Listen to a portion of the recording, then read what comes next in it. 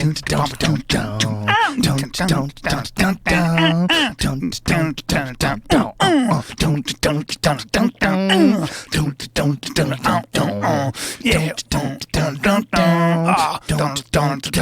at my dick.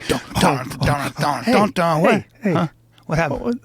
Well, this is a heterosexual top 40 song, and then all of a sudden, look at my dick. Who said that? What happened? I apologize. That just popped out. No pun intended, you fucks. You filthy animals. He's back from Italy, ladies and gentlemen, and I'm back from the south of France. Wow, man, we both went to Europe. Are Very we cultured? Very cultured. Did you drink wine over there? Of course I did. Did you contact the sommelier and then just let him know how much you know? No, I didn't need to because I was with a very rich friend. So I just threw a dart at his cellar and I took out insanely good wines. And he's one of those guys? Oh, forget it. I was like, and I was saying shit like this. I was like, oh, I smell nutmeg and pencil. Because that's what I've heard people say. Did they get mad at you? Yeah, of course they get mad at me. And then I sipped some white wine. And I went, whoa! I feel like I just got hit in the head by a farmer. I love saying dumb shit like that, dude. Try this. Have you ever been to a wine tasting? Of course, like one of those like parties where they all get around and they all talk about it. You know what I heard a sommelier say? He goes, "You trust me on this wine." I said, "Why?" Because I was going to order a white wine. He goes, "It's unique." I said, "Well, describe it." He goes, "It's like biting into a wet dog." I was like, hey, that's exactly what I feel like doing every time I see a wet dog. He was telling you that it's good? Yeah. It's like biting into a wet dog. People just say dumb shit. I mean, I like good wine. It tastes good. I like that. Yeah. But there's a part of me that rejects the nonsense so hard that I won't learn anything. As well it should. You should always reject that horseshit. But it's so fucking pretentious. Of course it's pretentious. It's like the most pretentious. I mean, right? you hear the way they describe it. It really holds your palate prisoner. It holds your palate prisoner, but here's the good news. In a velvet casing. Oh. In a velvet. Speaking of velvet casings, I was at a restaurant once, a very fine restaurant, a very fine Italian restaurant. Yeah. And a gentleman walked in with a briefcase with 2 bottles of wine in velvet in the briefcase. I had to resist the chimpanzee urge to leap over the table and smash him in his fucking head with that case. But here's the thing. Here's the thing about that. Here's the thing. Here's the reason I support him, because I'm such a freak for wine. You cannot send a $1,000 bottle of wine. You can't ship it because a lot of times they put it in the hull of a ship. And it comes through, say, the Suez Canal. It gets hot. It might be 150 degrees in that hull. Not good. And it's below it or above the water line, you're in trouble. So they fly that wine. You can be fucked. Yeah, you fly it. But in this a guy, velvet suitcase. he just was bringing it to a restaurant. It's kind of a dick. It's kind of a weird move when you bring your own food to a restaurant. I agree. I mean, I guess it's a drink, but it's not like you bring your own tomatoes. Excuse me, could you tell the chef to chop these tomatoes? Yeah. Parallel with the floor. I've never brought my own wine. It's a little. It's obnoxious to the establishment. Yeah, it's weird. Yeah. It is weird. And then they have a corkage fee. They charge you to open your wine. Yeah, $35. That's very reasonable. Well, especially if you're bringing a $1,000 bottle of wine. You know, but I don't understand why one wine. I do understand, but I don't understand why someone is willing to pay. But I do understand it. I do, because you want to be a part of that fuckhead club. Well, if you're a freak like me and you like wine on that level, when you really pay attention, it for me, I don't even know how to describe it. It's literally an experience, right? I tell you. So my buddy I went to see, who's made more money than God. And this is why he's worth. I don't know if I told you this. All the money. You know what I mean. No. He has as much money as Bruce Springsteen, almost. Really? And probably. And he super rich. And I told you that he said, we're going to open this wine that Robert Parker gave 100 out of 100 and called it one of the wines of the century. Who's Robert Parker? Robert Parker is the critic who sets the standard. There are a lot of other critics. I hate that you know that. Yeah, I know. I'm terrible. It really bothers me. I know. But when you see an RP, Robert Parker, and it has a 93, 94, 95, you're paying a lot of money. I want to hang out with Robert Parker. Well, he's a guy, and I think he's from Maryland, and he's an American dude, and he's got his taste. It doesn't mean he's right. It just means he knows wine, and he set the standard. Now there are more people, but for the most part, when Robert Parker gives your wine a 95 or above... There he is. Look at him. Oh, my God. I want to hit him with a brick. Look at him. Hey, yeah. Oh, my God. Do you think he says snarky things when you go to dinner with him? Well, he'll say, for example, the wine I was drinking, he called it a centurion wine, one of the wines of the century. Oh, God. So please don't try to buy it because, you can't find it. Is he the Tony Hawk of wine connoisseurs? Yes, he is. Because nobody knows anyone that skates other than Tony Hawk. That's exactly who he is. That's exactly who he is. Like the Lance Armstrong of wine. Yes. And there are people who are trying to make their way and real critics, but for the most part, he's still the man. How much does that piss people off who ride bikes, who are really good? Yeah. And no one gives a fuck about them because they're not Lance Armstrong. There's one guy who won. There was Greg LeMond for a while. Yeah. Remember, he was also an American. We remember him. But nobody... Yeah. Nobody else. I think part of it's also because he was an American and so dominant. Yeah. And it's not, Americans don't watch bike racing. I could never stand on the sideline and be like, 100 more miles. Keep pedaling. 100 more miles. Keep pedaling. Here's water. Want an orange? I'm not that guy. Life is too short to watch a fucking bike race. It's definitely too short to be watching on the sidelines, waiting. That's how I feel about marathons. But Europeans are so different than we are in that sense. Europeans obsess over Formula One. They obsess over... That's different, though. Yeah. Formula One is fucking wild. Yeah, it's wild. You ever seen those videos they do from inside the cockpit of a Formula One car? Yeah. Whoa! It's crazy. But there's some lightning fast decision-making going on there. But when Senna died... If you look at the streets of Brazil for his funeral, it was something that you would never see in the United States. If a great race car driver, like say a great NASCAR driver, you wouldn't see, I think it was some crazy number of people that showed up in the streets of Brazil. Well, the Brazilians are insanely nationalistic. Yeah. They love their country. They're very, very patriotic. So when someone comes along like Senna, who dominates something that's traditionally a European-dominated sport like Formula One, and he was a wild man. Yeah. You ever see that documentary on him? I didn't. Look at that funeral. Wow. Look at that. And he was he was the guy who could have been a playboy, but he never really messed with girls. He was a samurai. He was dedicated. Yeah.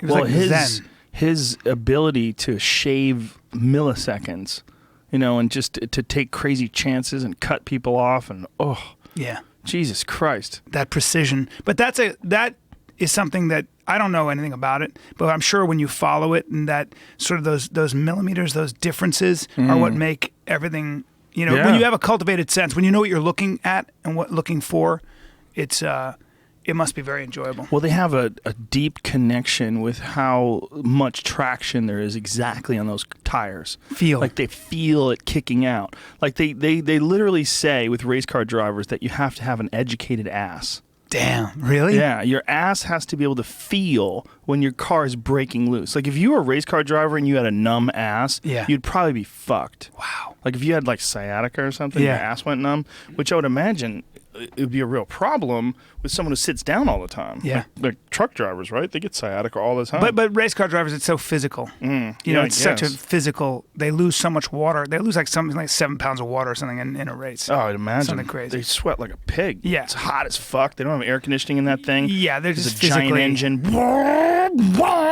They're flying down the road. Crazy. Oh, it's mad. That's so interesting, though. You have to have an educated ass. Yeah. Because I think horseback riding, if you watch high level jumpers, they are dressage guys. It's the same exact thing. It's all feel, and it literally looks like they're doing nothing. So the difference between the best in the world and the number 300, you and I could never tell the difference because they don't look like they're doing anything. Literally, they look like, for me, they look like they're sitting upright, very still. This is why I could never ride a horse, and just there's nothing going on. But the details, those little where they place how they micromanage that saddle. Yeah. And the signals they're sending to the horse with their hands, their legs, and their ass is a whole different thing. That's so often the case, though, with things where things look effortless because the people that are awesome at them do it so smoothly that it just, you can't appreciate it unless you actually do it. That's what I love about life. That's literally what I love about, and it sounds silly, but you can touch a little of that in anything you do when you when you practice something you're not good at. So tennis, I always talk about tennis and boxing. Am I good at boxing and tennis? No. Do I obsess over where my feet are? Do I obsess over my grip with the right? It's I swear to God, the actual activity is secondary to how I love to work on the little details and get better through daily attendance, through daily practice, because something happens to me that reaches beyond that sport. So when I do something that I'm maybe a little afraid of, or maybe I'm not good at, it forces me to think in a way that informs the other things in my life that I make a living at. I do better at stand-up. I write better when I push myself in these other areas. It's really interesting. Yeah, it totally makes sense, because I think very difficult endeavors, whatever it is that you're trying to do, any fucking dance. Yeah. If you were trying to be a ballerina. Which I am. Are you? Yeah, keep going. I thought you were done with that. Ballet is my foundation, but I'm so passionate. I live. There's too much equator in me. I live in my groin, so I had to move to salsa and merengue. Well, people that really get into jiu-jitsu say that as well. Bourdain's been saying that a lot, that, getting into it is, to him, it's a lot like writing in some ways, or it's almost like a meditation, and it completely obsessed. A lot of people that get into jiu-jitsu become completely obsessed with it too, and it's for those same reasons. Like, you get obsessed, first of all, with how deep the rabbit hole goes. And I think that's probably the same with tennis, or with golf. It's most certainly the same. I've never played golf, but I know the people that play it. It's exactly the same thing. I talked to Will Durkee. He won. He took second in the 10th Planet Jiu-Jitsu tournament over in Austin. He's amazing. He's a professional poker player as well, and he was a D1 wrestler, I think, out of Virginia. And, watching him, he lost to another guy who's really good, but just barely. And when you watch those high level competition black belts, which I'd never seen, the subtlety, I don't even see what they're doing. I don't even see them tapping the guy. Right. But he was talking to me about how much he loves games and why poker and jiu-jitsu inform each other. Well, Josh Waitskin. Same thing. Yeah, same thing with chess and jiu-jitsu. Prodigy. He's a jiu-jitsu phenomenon. Phenom. Well, he's trying to. I think he has a school where he teaches kids how to think. He teaches them how to learn through martial arts, martial arts, music, and chess, I believe. And it's all kind of the same. It's kind of the same thing. It's kind of why I feel like a lot of times I do think there's a place for self-help and, inspiration when you're young. But after a while, just trying to get really good at something under proper tutelage, I think will teach you all of those things. Maybe, but there's a lot of people that just try to get good at it. They never get good at it. That probably would do better if they had better pathways to think. Yes, if they learned how to. Well, I think first what someone like Tony Robbins does, because I've listened to a lot of his tapes when I was younger, and what I was all set to make fun of him because I was trying to write this parody on him, and then I listened to him and I went, "Oh, this motherfucker knows exactly how my brain works." I mean, in a lot of ways, he simplifies.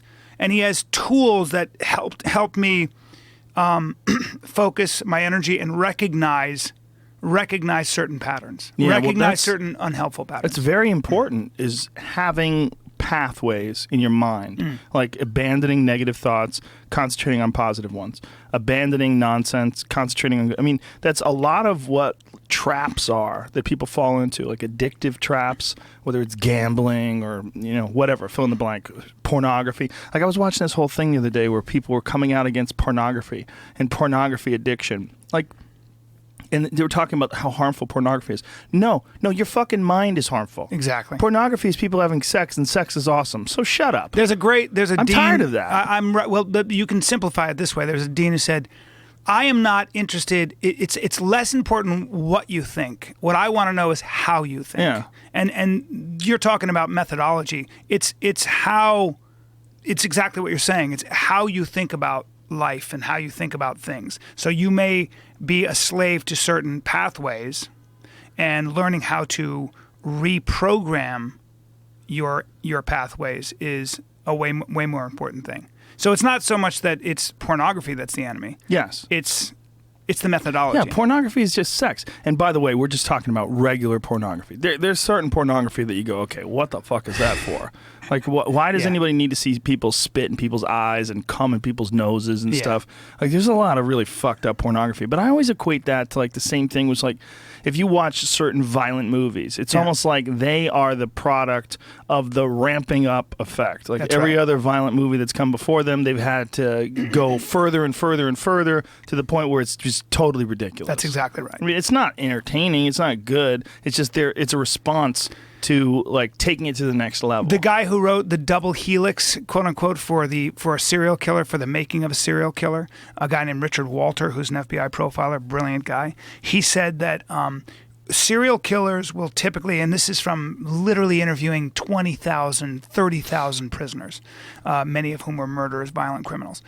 And he put together this profile, which was that serial killers many times start with fetishes. They'll start with, feet. Really into feet?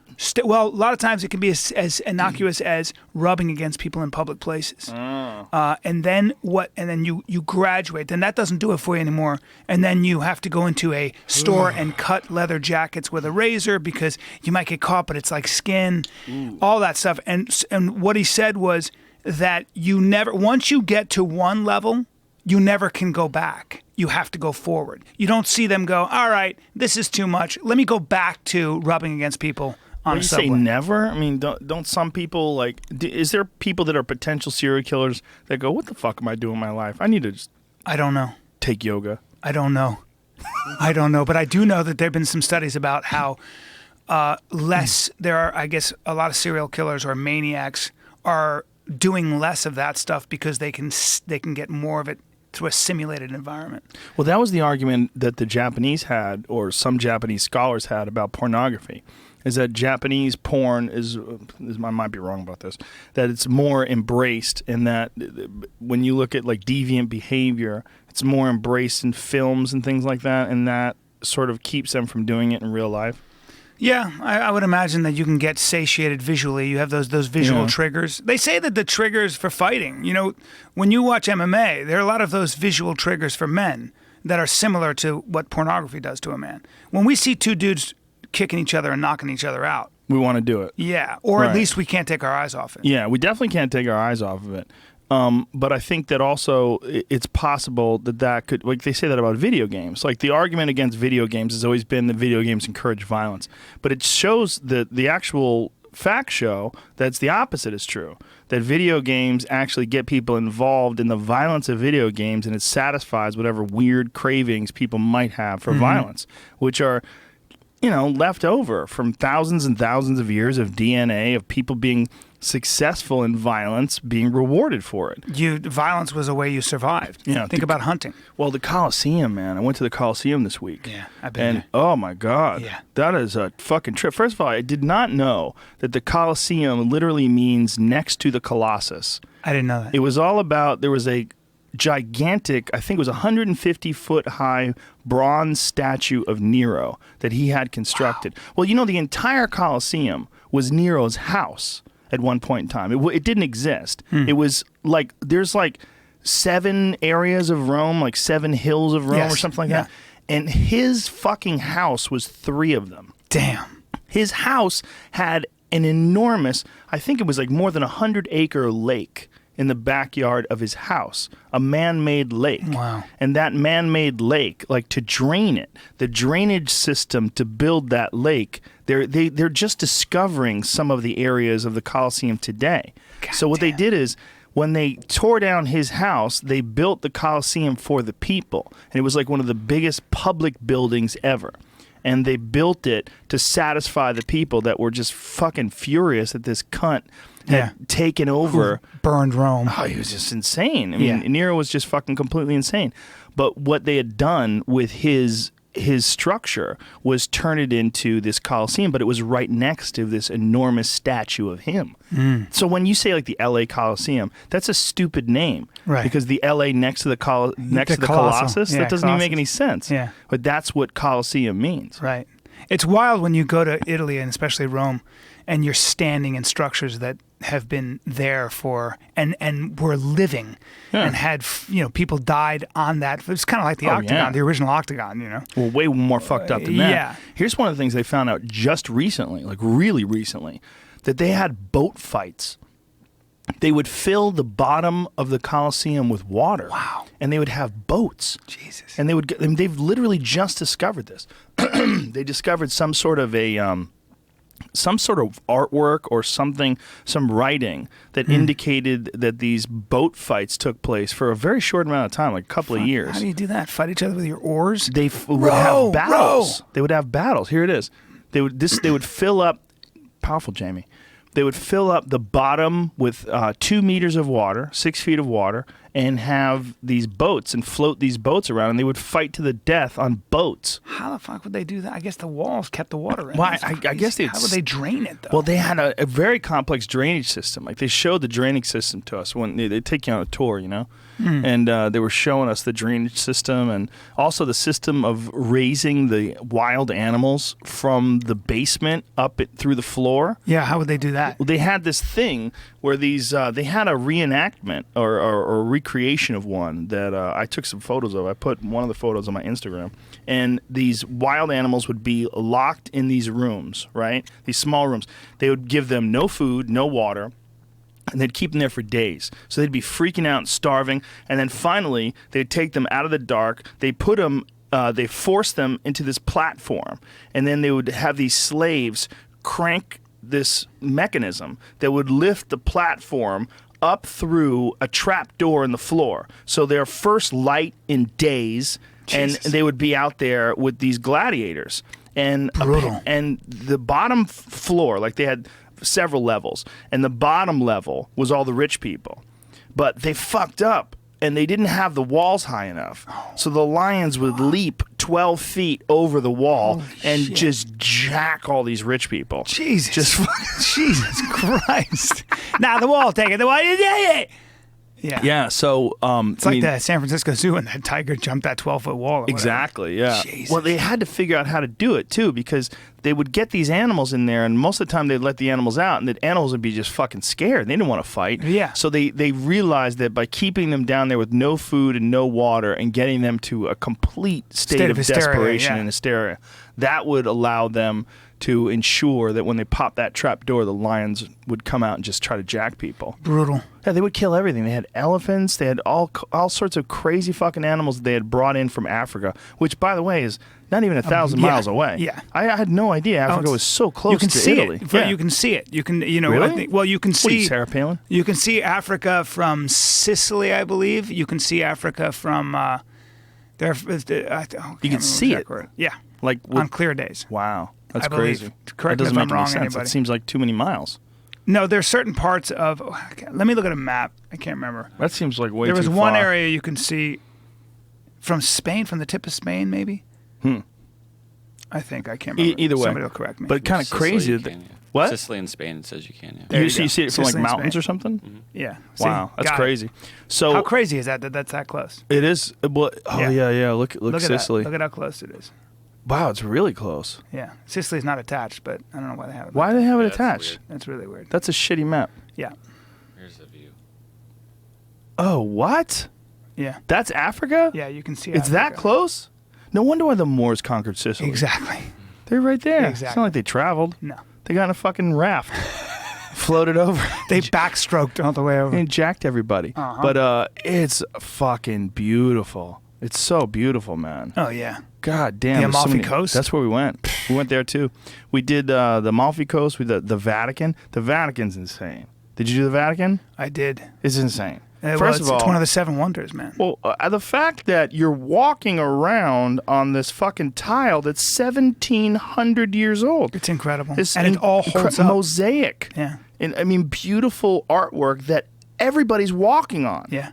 Like the guy was explaining to us that like this is a 1,700-year-old work of art. Not only that, it was moved from somewhere else and reconstructed hundreds of years ago inside the Vatican. It wasn't even originally there. Damn. I never, ever, I've been to St. Peter's Cathedral, I don't know, maybe 10 times. 'Cause my uncle used to live there, and he had a rent-controlled apartment over the Piazza Navona, which is Your really uncle close. used to live in Rome? Yes. What was he doing there? My uncle was in Brooklyn, New York, in Bensonhurst, New York. My uncle was a gay man, and he was very handsome. He was a diver, and yep, and he was, but of course, he was an actor and a singer and a dancer, and of course, in Bensonhurst, in Bensonhurst, Brooklyn, in the I don't know, let's call it the 50s? 30s, 40s. When you were gay, it wasn't. First Tough of all, you were sell. very Catholic, so that was already a sin. Second of all, you weren't really that welcome. There wasn't a whole lot of gay pride. Everybody want to march? So he went to Italy. He went to Rome. Wow. And lived Because there. he knew he could be accepted? Yeah. Well, he found his little niche. he got into the theater company there, and good spoke move. Italian, of course, and had Of course. and he died at 96 and lived above the Piazza Navona in a rent-controlled penthouse. Did he die from that the dicks? Vatican owned. He didn't die. No? Sir, I'm going to ask you to be a little more mature. We have a lot of people listening. He did not die from dicks, but he was a character, man, and he did lots of plays. Did you know that the Vatican owns the building that houses Europe's largest gay bathhouse? I did not know Yeah. that, but I also don't believe you, because is that a matter of conjecture, or No, it's fact. It's probably a bathhouse. Now, if No, there it's are- the largest gay bathhouse in Europe, and the Vatican owns it. Not only that. Oh, I see, yeah. There's the cardinals or the bishops or whose fucking office is right above the gay bathhouse. Conveniently. conveniently. There's a fucking chute that just drops They down. own a lot of property. They just lube up their butt and drop down through the floor and whoop. Look at this. Vatican plays landlord to Europe's biggest gay bathhouse. Catholic Church paid $30 million to acquire a building that houses a senior cardinal and a huge gay sauna. Nothing wrong How with that. weird. It's so weird that, I mean, I don't know why they would want to own that. I don't know, because you want to sweat while you get your dick worked? While you get your dick worked by strong man hands? That's all. The amount of artwork that is in the Vatican. Like, if you haven't been there before, like, I was not that excited about going to the Vatican before I went there. I was like, well, I want to see the Colosseum. Obviously, it's like one of the great wonders of history, like that they had this thing there and that they did this, and that it's also like the ultimate sign of excess, you know? Yeah. Like the one thing that people point to when they talk about societies falling apart due to excess is the Romans. The Romans, they went crazy. Like, It was also sort of what gave food to the Reformation, when Martin Luther, this German Jesuit priest, said, hey, man, all this money that's going to, idolatry, essentially, like building these incredible statues and these incredible cathedrals, and we're starving over here. How about if we just read the Bible? If we just read the Bible, then maybe we'll be, just as in favor with God as you guys, and maybe we don't need a hierarchy of bishops and all these, and popes and all this sort of rank and file that also needs a salary, that's also taking money. well, Martin Luther was also the first guy to translate the Bible phonetically so that regular people could read it. Because everybody else was like, no one knew Latin. They Right. couldn't read Latin. That's right. So it was only these priests that we had to rely on to get the word of God from. And Martin Luther was like, that's ridiculous. But luckily, Martin Luther had such a high standing in society that they couldn't kill him. Right. They Or tried. He had to leave. He Yeah. was always on the run, but you're right. But it was, if he was anyone else, if he wasn't like a very respected, high-standing person in society, they probably would have jacked him a long time ago. Yeah. There was already, from when I can't remember, I read a lot about it back in the day, but he was always under threat of that. He had to, essentially, I think it was in Wittenberg.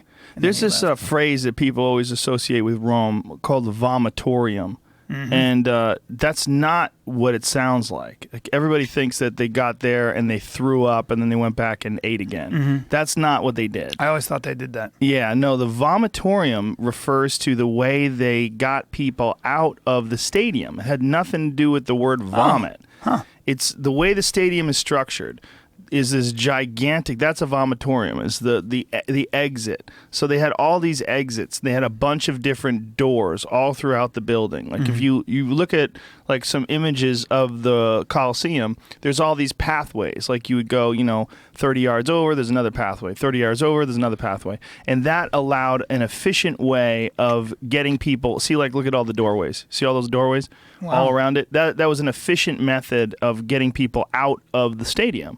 So they called it a vomitorium. But like, if you look the etymology of the word, like, look up the origins of the word vomitorium and what it means in Latin. But it doesn't have anything to do with vomit.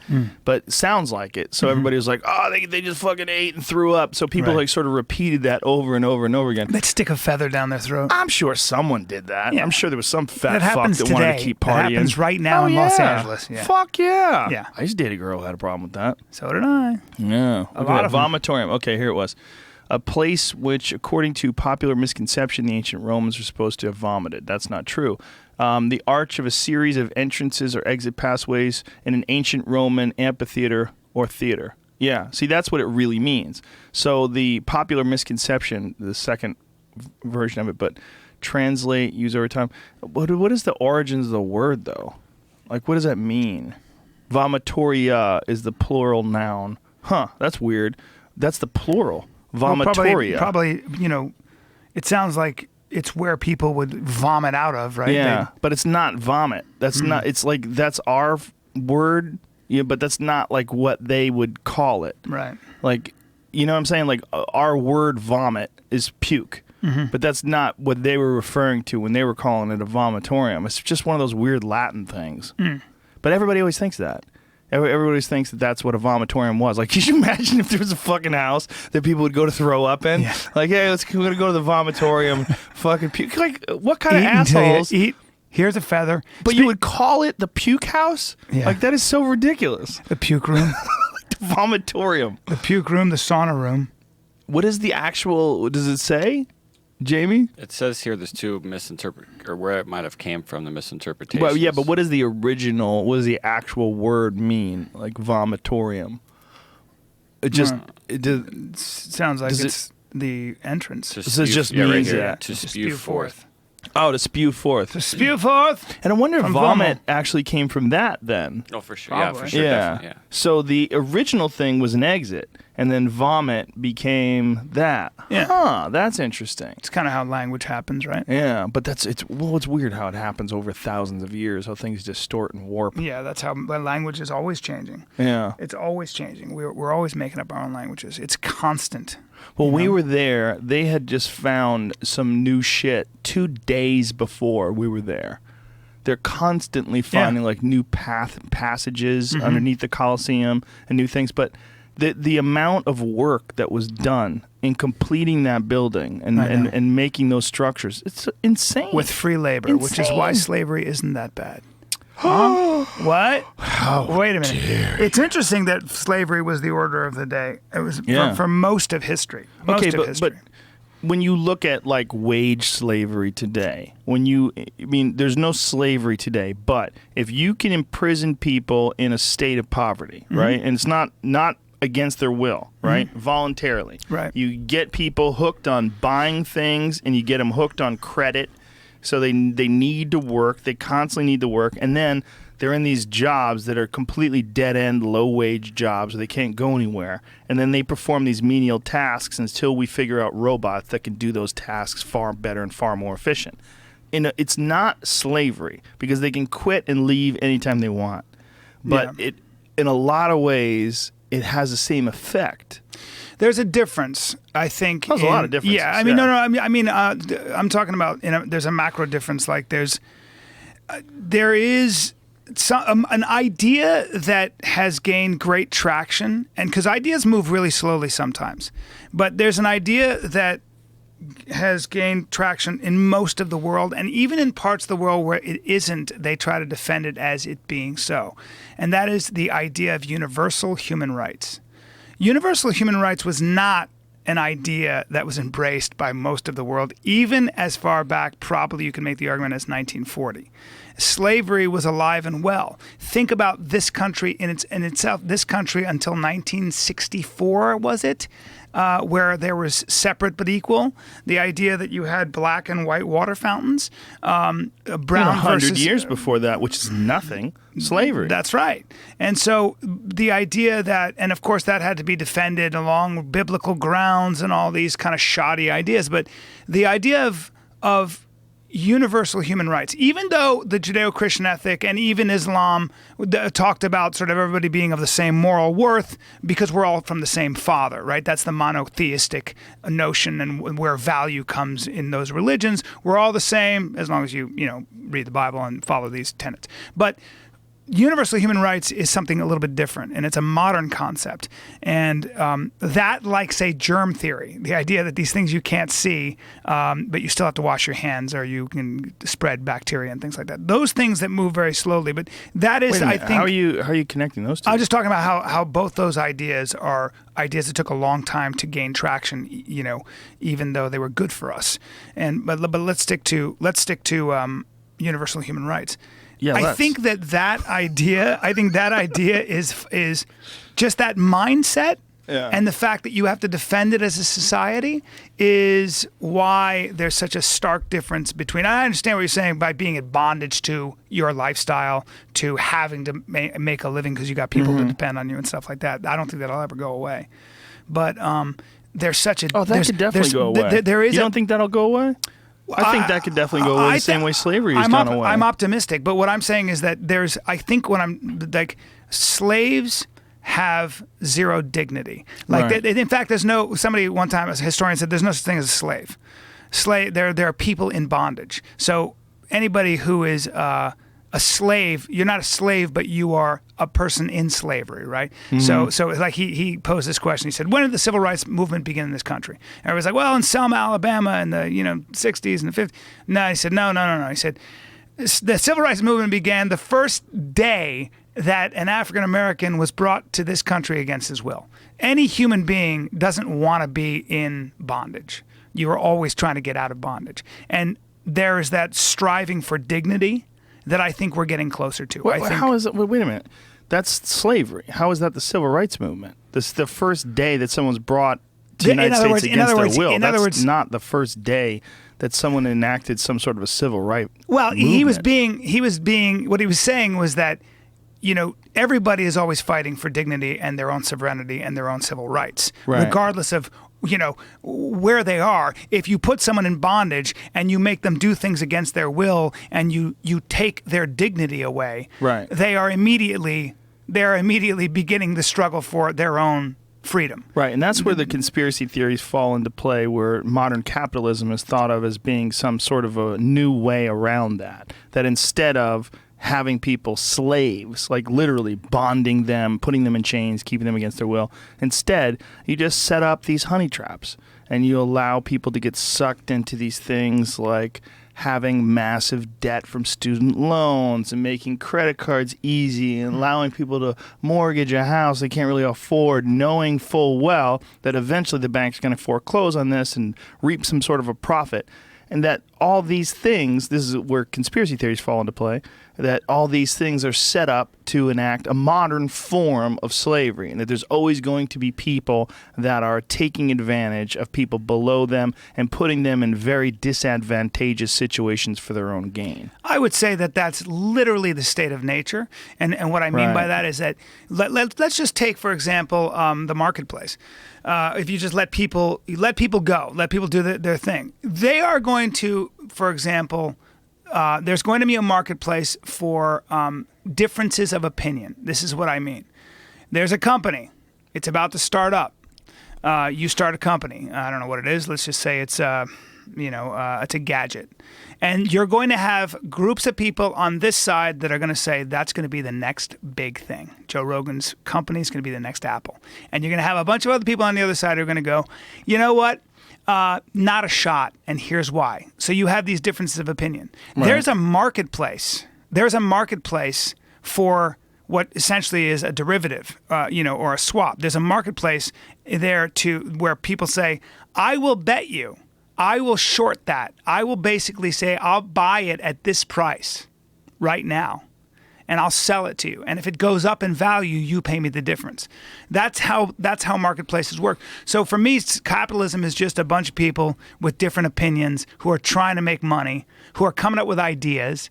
And if you create a society where you can enforce contracts and make people keep their promises, and you can ensure that people have what's called property rights, which is really important, courts essentially that have integrity, that can't be bought off, then that's, as far as I can see, what you'd call a free market capitalist society. And it seems to be better than most of the other sort of systems that require central oversight. And not because central oversight is such a bad thing, I just think it's impossible to control the way people think on such a macro scale. I think it's very... Well, I don't think you have to control the way people think. Well, or think behave, or barter. Well, you know? yeah, I get it. And I see what you're saying about capitalism, and I see what you're saying about society. But I think that all these things, when we point to ancient Rome, we point to how fucked up their world was and slavery as recently as a couple hundred years ago. I think what we're saying is things are getting better. We're evolving. We're figuring out a way to make a society that is more beneficial to more people, but still not to everyone. And then the point is it possible to create a utopian society where it's beneficial to virtually everyone? And then the way to do that, the only way to do that is like here's a good example. Like, people love to tout socialism as some sort of cure to what ails us. You know, that somehow or another, that if you get people and you give everybody money and everybody shares wealth equally. But the problem with that cuts out incentive for madness and excellence. Exactly. And the incentive for madness and excellence is why you have Tesla motor cars and Elon Musk and all these fucking Steve Jobs. Steve Jobs was a fucking maniac. Yes. He was probably a bad dad. Probably a shitty guy to work for. Yeah. You know, probably a total asshole. If you did something wrong, if you put a 1 instead of a 0 in a line of code and the fucking phone crashed when it hit 1,000 emails or whatever, you probably beat the fuck out of you. Yeah. I mean, he's a maniac. Yeah. But it was because of him that we have iPhones. Well, it's because of that kind of madness. 100%. How many iPhones have you bought that were made in Russia? How many cars have you bought that were made in Russia? Exactly. But Russia's a fucked up example because it's not really socialism. It's really communist dictatorship. Well, now it is, yeah. Yeah, well, it kind of was, and then it wasn't, and it was again. Yeah. It never really recovered. Well, the Russians, I think their problem is they have one idea of power, which is biggest guns, divert your eyes in my presence. How fucked up is it Russia's getting kicked out of the Olympics? Yeah.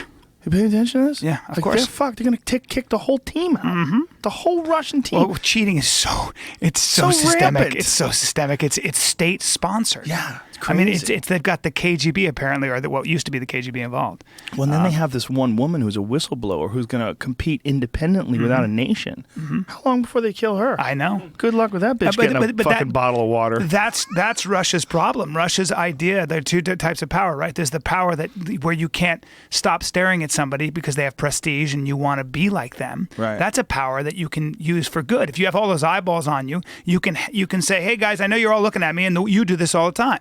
How many people love this? How many people download this podcast? You're very aware of the responsibility that comes with. So you do two things: you try to keep it really honest and true to yourself, but you also try to have really smart people on who have different perspectives, so you can kind of figure out a way to get those ideas out into people's heads. That's one form of power that I would consider a positive use. Then there's the Russian model of power. Well, it's not power; it's influence. I think they're very closely related. I think they're joined at the hip. Well, it doesn't control anyone. That's the difference between like the power that Putin has and the power that the Nerdist has. Well, so exactly, you just used the word. So there's a difference. So there's power that controls, and there's power that inspires. And I think power that inspires is what this country needs to keep in mind at all times. That's the power. Look, you always need power. You need guns and stuff. They're crazy people. You need a strong military. Well, I think the difference is you're using a blanket statement, like power. It's like the word drugs. Like caffeine's a drug, so is meth. You know what I mean? Like there's power and then there's influence, but there's things that are powerful and then there's things that have power over people. And like to control people, and then people can't do anything about it. That's a difference. That's right. So the word power, the problem is the use of the word power. But remember, also the mindset. I believe that Russia, which is such an amazing group of people, they could do anything they wanted, and a strong culture. But I think the mindset of Russians, in many ways, maybe it's not their fault. Maybe it's a product of their history. Their mindset is that they admire the first example of power, control and strength and dominance, more than they admire the power that influences and inspires, things that are powerful. So they're like Trump supporters. I think so.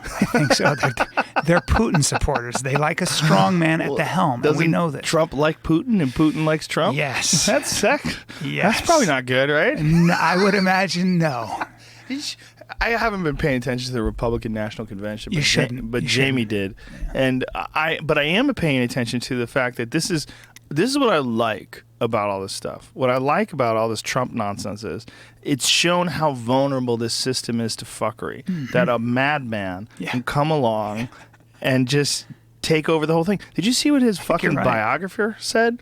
The guy who he had ghost deep wrote remorse, right? Deep remorse. And he said that if Donald Trump becomes president and has the key to the nuclear football, he said he literally could be the end of civilization. He said the book should have been titled instead of The Art of the Deal, should have been titled The Art of Sociopath. I believe it. Or the words of a sociopath or something along those lines. But his take on Trump was that he's a total sociopath. It's not surprising to me. I mean, he's certainly a narcissist, and maybe they're the same thing in some ways. But he's got a hot wife, though. He's got a hot wife. He's always bringing things back to himself, and he just lies at his convenience. It's unbelievable. Do you know that he's been sued something like 3,500 times? I believe that when you have a huge company, that happens a lot. So that's not as surprising to me. But like by waiters and stuff. Oh yeah. Well, his creditors, a lot of people that invested, people that did work for him never got paid. A lot of the companies that he started went bankrupt. We talk about him being University? We talk about him being this great businessman. I don't know that we have a lot of evidence. He's done a good job creating a brand that's worth something. So if you put it on a hotel, it comes with, in your mind, you think of high quality, prestigious, nice bedding, and or if he has a building, it's the Trump Tower. Well, isn't it also interesting that he took the name Trump? Because, I believe Trump card, that expression Trump card, was there before the name Trump. Because his last name is Drumpf. Yeah, Drumpf. That's his actual last name. I saw John Oliver talk about that, his real name. Well, I mean, there's nothing wrong with the name Drumpf. I mean, shit, Arnold Schwarzenegger became famous as Arnold Schwarzenegger. I mean, he's got the goofiest fucking name ever, and he smashed it with that name. In America, you can get away with it. Why couldn't you be Drumpf? There's nothing wrong with Drumpf.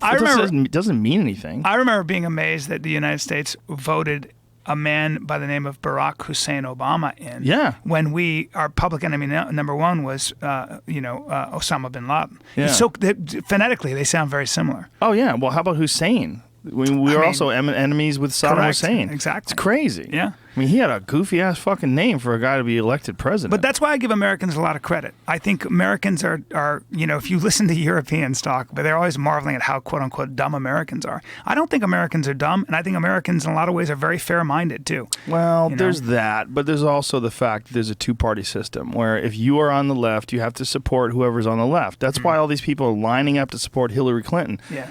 And ignoring left and right all the crazy evidence against her just being completely full of shit. She's corrupt. Oh my God, we played this video the other day where they were showing the difference between what the FBI has said about her trial, about them looking into the email server, the illegal use of the email server, the fact that top secret documents were shared, cut and pasted, and shared with people that did not have the status to be able to check those, and that multiple devices were used to access these, and then compared them to what she has said about it. She's just a liar. Yeah. She's a liar. He's a liar. She's a liar. What do you think? Why do you think she set that server up in her bathroom? What was the benefit of that, do you think?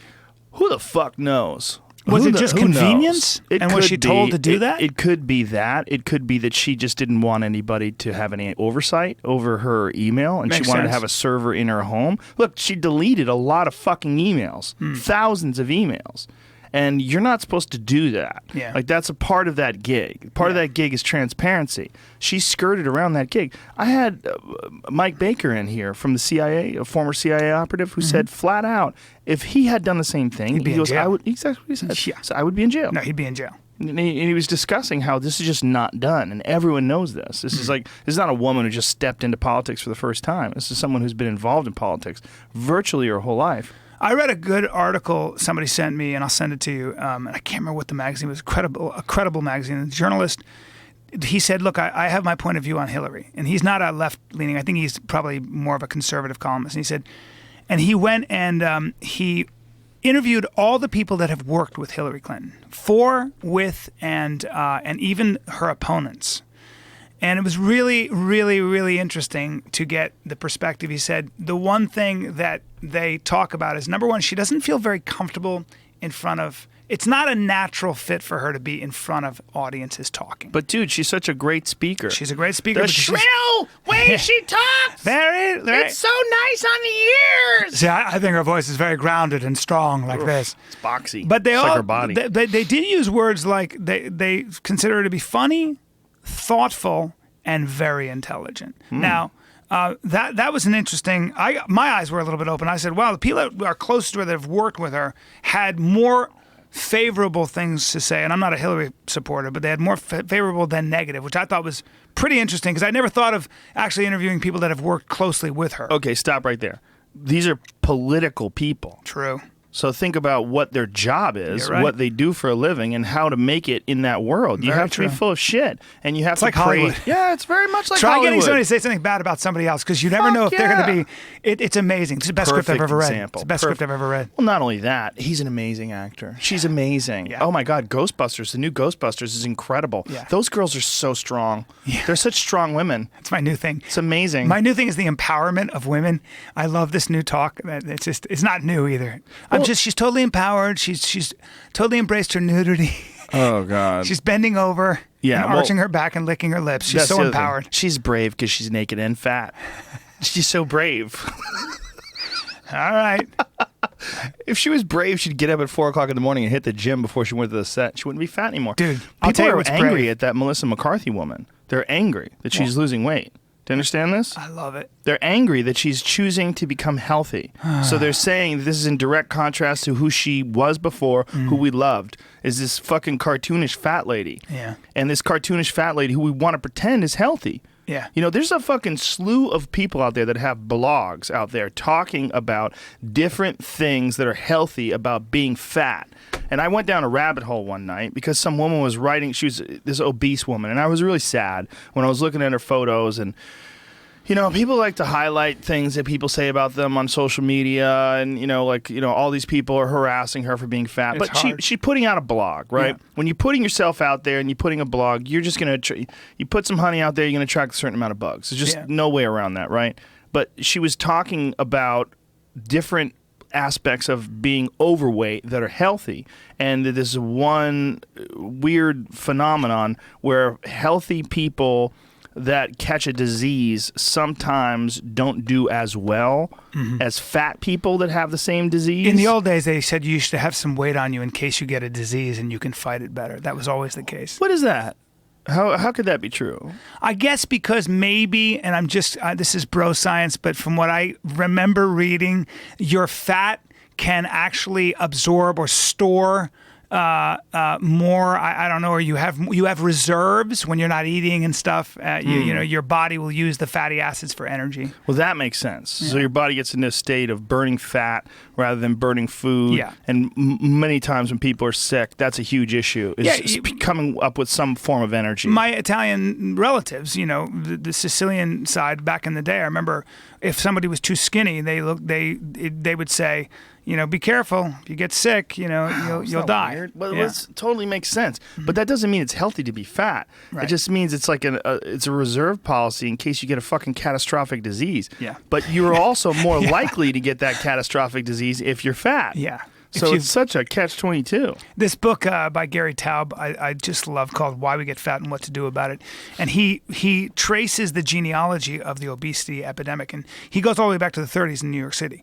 And he looks at how ineffective all these obesity clinics and even the science of obesity has been. It's been so difficult because a lot of times they treated it like it was a psychological disease, like you eat too much. So you'd go to a psychiatrist, or they would put you on these very restrictive diets, 1,200 calories a day, and you would lose weight, but at the end of the day, you descend. But Also, your body gets into this state of panic Yes. where it tries to store energy Yes. really quickly because it's worried that you're in a famine state. Right.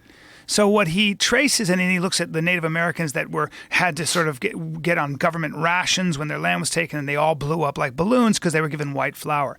And the thesis of the book is essentially that when you eat simple carbohydrates and a lot of carbohydrates, especially things like white flour and sugar, your body produces a lot of insulin, and for a whole bunch of metabolic reasons, it's insulin that causes you to retain fat molecules and need more sugar for energy, and he does a really great job in the book of explaining it. But that sort of you know, when you look at it that way, and when you look at the fact that it's just a question of changing what you put into your body, you know, you will then eventually, like this keto diet, for example, it's a really good way to lose weight and not have to restrict your calories. It just is. Now, I don't know if it's for everybody. I don't think there is a single diet that's for everybody. I don't either. People's bodies are different. Like, obviously, people have different allergies to foods, like, or allergies to all sorts of things. Like, that's a great indication that we are just there's so much biological diversity. So many people have genetics that have come from all sorts of different parts of the world, all sorts of different environments that we evolved from. There's no one single diet with for obesity is fairly recent, only because when people started eating, you know, that much sugar and bread. But you know, I think that's universal. It is. All right, like there's nothing wrong with eating a certain amount of carbs and breads and pastas, but it is universal that massive amounts of sugar are bad for you. I don't think there's any question anymore scientifically. Yeah. But one of the things that's hard for very fat people, obese people who have trouble with this, who may have gotten caught into that pattern as kids, or they have and it's very true that some people genetically do put weight on. They don't process carbs the way other people do. Like, I can eat carbs all day and stay very thin. Some people just can't do that. But for a long time... You're very active, though. I'm very active. But for a long time, what I'm saying is that there's always been and still is a stigma, which is you're fat, which means you are of weak character, or you have a faulty character. You're bad. And that's why they take so much shit. Whereas Gary Taubman in his book said a lot of it was just the fact that people didn't know how the body worked. And a lot of this information came out in Germany before the war. There were these Austrian and German scientists that were really closing in on what insulin does to make you gain weight. But guess what? When the war was over, no American scientists were going to use German data. It was kind of like, no, we'll come up with our own data. Well, we used their rocket data. We did use their rocket data. We fucking scooped up all their Operation Paperclip. We scooped up all their fucking rocket scientists and made them Americans. There's a fucking thing about Werner von Braun being a great American. And like, Werner von Braun was a fucking Nazi. The guy who ran the NASA space program was a straight-up Nazi who the Simon Wiesenthal Center said if he was alive today, they would prosecute him for crimes against humanity. Damn, I didn't know that. Yep. They hung the 5 slowest workers every day at his fucking rocket factory in Berlin. Sweet guys.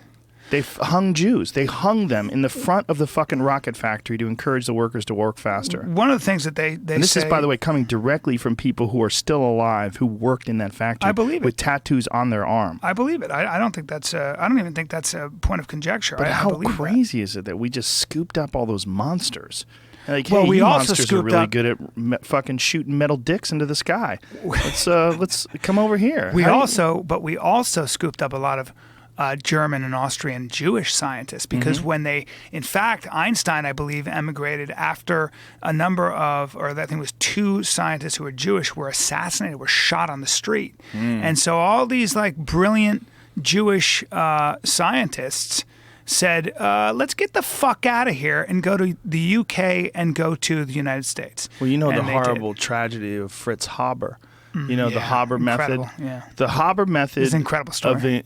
The guy figured out a way to extract nitrogen from the air, and it's one of the. They say today that there's a fantastic Radiolab podcast on this. I think it's called The Bad Show. I think that's what it's called, because they did a good show and a bad show. I think that's what it's called. And what they just showed is that sometimes, and this we've all known this, sometimes people that have done horrible, horrible things are also amazing at something that benefits a lot of folks. And this is one of them. Classic example. Fritz Haber figured out this way to extract nitrogen from the air, and the nitrogen in our bodies today, they estimate that some 50, and nitrogen, what they use it for is fertilizer. And for the longest time, ammonia, right? Yeah, for the longest time, they used to have to get like dead fish or mulch or something like that, compost. And in fact, bat guano. Yeah, bat guano was a big one. Literally, batshit crazy was like because people would have wars over bat shit. That's right. Isn't that nuts? I didn't know that, but that's exactly right. Yeah, that's what it is. There was fucking wars over bat shit. Like, because that's how you grew your food. Is amazing. And people would starve during the winter because they didn't know how to get that nitrogen into the soil. And Fritz Haber is literally credited with stopping mass scale starvation. Yes. But then there's The other The side. other side. Well, they said that today the nitrogen in our bodies, 50% of it came from the Haber method. There you go. All the people today. Yeah. Like literally he's responsible for a massive increase in the population of this world. Mm-hmm. But he also was the guy that fucking used gas in war for the first time. Not only that, he personally oversaw it. He went to the front lines and Well, it started with he was working on insecticides, right? Yeah. Which is, by the way, is what Zyklon B, which was used to gas the Jews. Well, he came up with Zyklon A, Exactly. and Zyklon A had a smell attached to it so that you could know what it was and get the fuck away from it. Right. Whereas Zyklon B, the Nazis extracted the smell. Exactly. Meanwhile, Haber was a Jew. So what a fucking crazy conundrum that guy found himself, where his own relatives died directly from an invention that he created. It's incredible. And you know, also, if you take a sympathetic approach to a man who was a patriot, he was a patriot. His country Right. was at war. He had benefited from this country. He had a legacy in this country. He had standing in this country, and his country was under direct threat. And he said, I think I know a way to help this war effort so we can stop the enemy. And you know, we should all, again, it's not what you think, it's how you think. We should all put ourselves in his shoes. If I had a way, and I think I'm right about that, if I had a way as an American, as Bryan Callen, to save my country from people I thought were going to actually take it over or kill a bunch of people, including my family, I'm going to gas the fuck out of them if I can invent a technique. I'm going to gas them, and I'm going to come up with a way to shoot a rocket at them. That's... So if that makes me a bad person, call me Fritz. Well, isn't it crazy, though, that this guy was literally receiving the Nobel Prize for the Haber method at the same time for being wanted for crimes against humanity. As a war criminal. For a war criminal. Yeah. But the same people that wanted to try him for war crimes dropped nuclear fucking bombs on 2 cities in Japan. Like, what is a war crime? Like, when you're killing people. Like, oh, you killed people the wrong way. Like, we have rules. You can't kill people like that. Curtis LeMay, who oversaw, I believe, the firebombing of Tokyo, this is before the Hiroshima and Nagasaki bombs. Yes. This is the fire bombs, which, by the way, killed more people, did more destruction. I mean, everybody concentrates on the 2 events, Hiroshima and Nagasaki. No. Firebombing was, I mean, what we did to Dresden, what we did to the Allies, really. It was the British and the Americans. But, I mean, Dresden looked like the surface of the moon.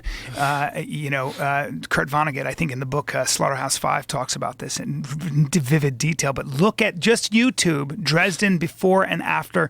Jimmy, bring up Dresden. Jimmy. Before, Jimmy? Jimmy, I said.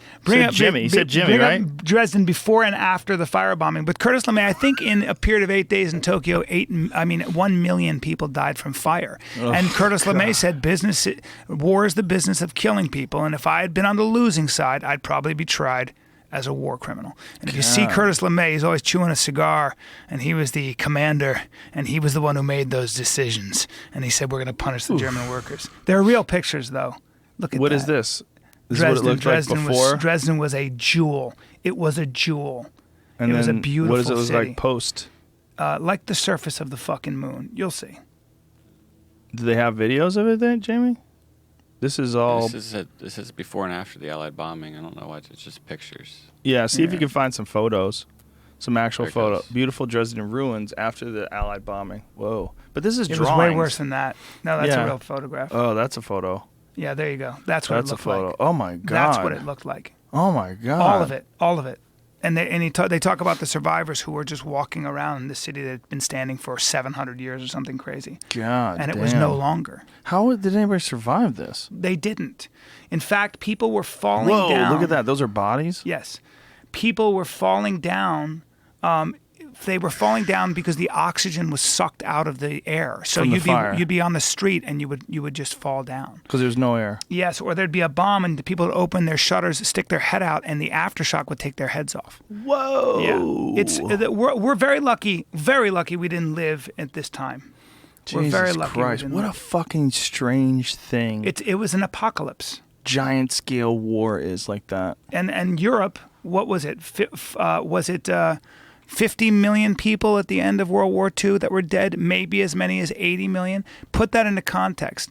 And that from those ashes, from these experiments like fascism, and the idea that you can perfect human beings and perfect society and create utopias. From those experiments came ash and 80 million graves, and and from sorta, that came right, kind of sorta. I mean, the idea, like, if you just wanted to improve upon human beings without killing people that you thought were inferior, if you just wanted to create the Ubermensch without making everybody else die. Yeah, without you know what I mean? But you need to re-educate. So re-education camps that Pol Pot would put people in. Right. You had to be marched to the countryside because he was creating an agrarian utopia. But why does it always have to? Why does any beneficial act, like the idea of creating better people, like we would all like a better society with better people? I mean, if we all had a world where everybody had perfect genetics and nobody had to worry about fat shaming. Nobody had to worry about not being attractive. But that's not good. So the problem is, like, the stress and the anxiety of being a dork and the stress of being bullied, and that's where diamonds come from. Like, yes, it's not good to bully correct. someone. It's not good to take advantage of someone. It's not good to make someone's life hell. But a lot of times, that's where you get a Marvin Gaye. Of course. You get these jewels of art. Yeah. You get these people that come out of these horrible environments, and they have this power to them. But you have to create. You're right. You still have to create some respite. That the great Matthew Arnold, who said that the United States is the land of the stock market and big guns and powerful. An agrarian state that can it's feed also the world. Land of Prince. Well, he also said. He said we have to always remember to create safe haven for our gentler spirits, our weirdos and people that think differently and act differently, because that's where you get Prince, Little Richard, Marilyn Manson, and all the things that make our culture interesting. Yeah. And that's a very important thing to keep in mind when you but again, look, when you talk about bombing and how we're getting better, think about for a second the methodology in our brain of how a lot of people think of not only terrorism, and I'm guilty of this too, or even say something like cancer. So if you have cancer, there's one method of treating it, and sometimes it works, which is there's a tumor, let's cut it out. Let's cut the tumor out. There's another method of treating it, which is diet and health and taking care of your body before it ever happens. This is one of the things. So you're talking now about the duality, is what I'm saying, is that we fall sometimes into the mindset that every problem can be cut out and removed, right? Instead of saying prevention. What you just said is there might be another tact in every issue. So when we talk about the bad guys, and we talk about we have to and listen, there's a place and a time to take out the bad guys. There's no question. Of course. But we have to be careful that we don't fall into one way of thinking and one way of dealing with what we consider threats, right? Right. Because we could make the problem worse. And instead, sometimes we might want to say, maybe this is a problem that doesn't require cutting and radiation and removing. Maybe it's what you just said. Maybe we should approach it systemically from a different angle. That's not as violent, not as physical. Yeah. Well, there's also the problem of the charismatic leader. And there's also a problem of people wanting to be a part of a team. Like you were talking about, if you could gas the people that are a threat to the United States. But who are those people? They're just people. The idea that somehow or another someone who lives in Italy, who I've never met, is against me, someone who lives in the United States who they've never met. That's preposterous. We just don't know each other. Yeah. And when you get, by the way, when I was in Italy, one of the weirdest fucking things about it, and I've never been there before, so I don't know, but the people that were there were describing to me how everything has changed. I was talking to this one cab driver. He was a really interesting guy. And we were commenting, I was asking him about, everywhere you look, they have these Land Rover Defenders that are in camo with these military people standing out there with fucking machine guns. Everywhere. Everywhere. And I said, is this normal? And he said, no. He said, this is the new way. He's like, this is, the world is changing. He said, this is not a good world. He said, this is not good. And I said, so this is a direct response to the terrorist threats and the things that have been happening in Paris? He goes, yes. Yes. He goes, they don't want it to happen here. So all the places where there was tourists, where it was the Vatican, whether it was the Colosseum, you saw these camouflage Land Rover Defenders and these public displays of ready. guns. Yeah. And a woman. I saw a woman. I was thinking about punching her, taking her gun. It's like, I think I can. Some of those women are no joke. No, I don't think so. I got it. They're trained to react That's my quickly. gun. That's my gun. It's She's my holding gun. it. It's my gun. Obviously, I'm kidding. But it is weird to see these people that are standing out there holding guns, and they had fucking very serious looks in their face. They're scanning the crowd, looking left and looking right, and a lot of Middle Eastern people there. A lot of fucking people dressed up like beekeepers. A lot of poor ladies with gloves on and ninja masks, and I was like, what in the fuck? 2016, and you got people wandering the streets of one of the greatest cities in the world. And a liberal democracy. Fucking mad. That talks about giving people their own their sovereignty on what they wear. Yeah, and all the women, like Italian women, dressed like hoes. Yeah, they're beautiful. Hoes looking for dick. Hoes. Well, they're just I consider they dress. Hoes. They're minimalists. Excuse me, sir. They're minimalists, and they know how to. I'm a fan of hoes. Yeah. Did you see what happened in France over the weekend? This man stabbed a woman and her 3 children at a resort for being scantily dressed. This Muslim man. Yeah, what in the fuck, man? Well, it's such a bankrupt philosophy, if you can even call it that. This idea. Ideology. It's an ideology. It's an ideology. I'm going to kill you. You talk about people who are caught in a trap. This ISIS ideology. Talk about being caught in a pathway. This guy wasn't ISIS. He wasn't an ISIS guy. Yeah. He was just some radical Muslim. Yeah. Someone who deeply believes what he's been taught. His ideology is so powerful that he's willing to stab an 8-year-old kid in the lungs. This poor fucking kid had a collapse. A little girl, because she was wearing a beach outfit. Jesus Christ. Well, this is a guy. It sounds like he might have been mentally ill, but the guy who fucking drove all those people in Nice. Yeah. That happened while I was there. Is that how you say it? Nice. Yes, Nice. That happened while I was there. Well, this is the other thing is, again, not only do they do that because they're fanatical, they think they're actually going to change something and make the world a better place by behaving in this mad fashion, by some killing way children. They might, because they're going to unleash the Jocko Willinks of the world who are going to go out there and they're going to fucking kill people like this. Yeah, they're going to fucking get people to the point where they lose all tolerance. Well, I'm getting to that that point, and I'm pretty tolerant, and I'm getting to that point. And here's the interesting about when you think about ISIS. So I was talking to my buddy who's a CIA guy. You know, he's a Delta guy. He's one of these real kind of guys who's in there and does all the dirty work.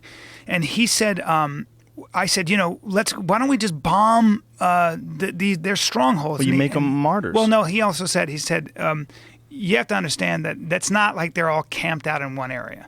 They're in a town the size of, let's say Baltimore, and they have safe houses, but for the most part, they're all over that place. But more importantly, as ISIS fighters die, what they do is they come to families that are peace-loving families, and they say, listen, we need to conscript your son and your 2 other sons right there. They now belong to ISIS. Now, you can say no and die, or you can bring them over for the cause, because you better be down for the cause. Is that what's going on? That's what's going on now. And where is this happening? What part of the world? In Syria, in Iraq, in those places where they have strongholds. But a lot of people are joining voluntarily. Yes, they are. Including European women.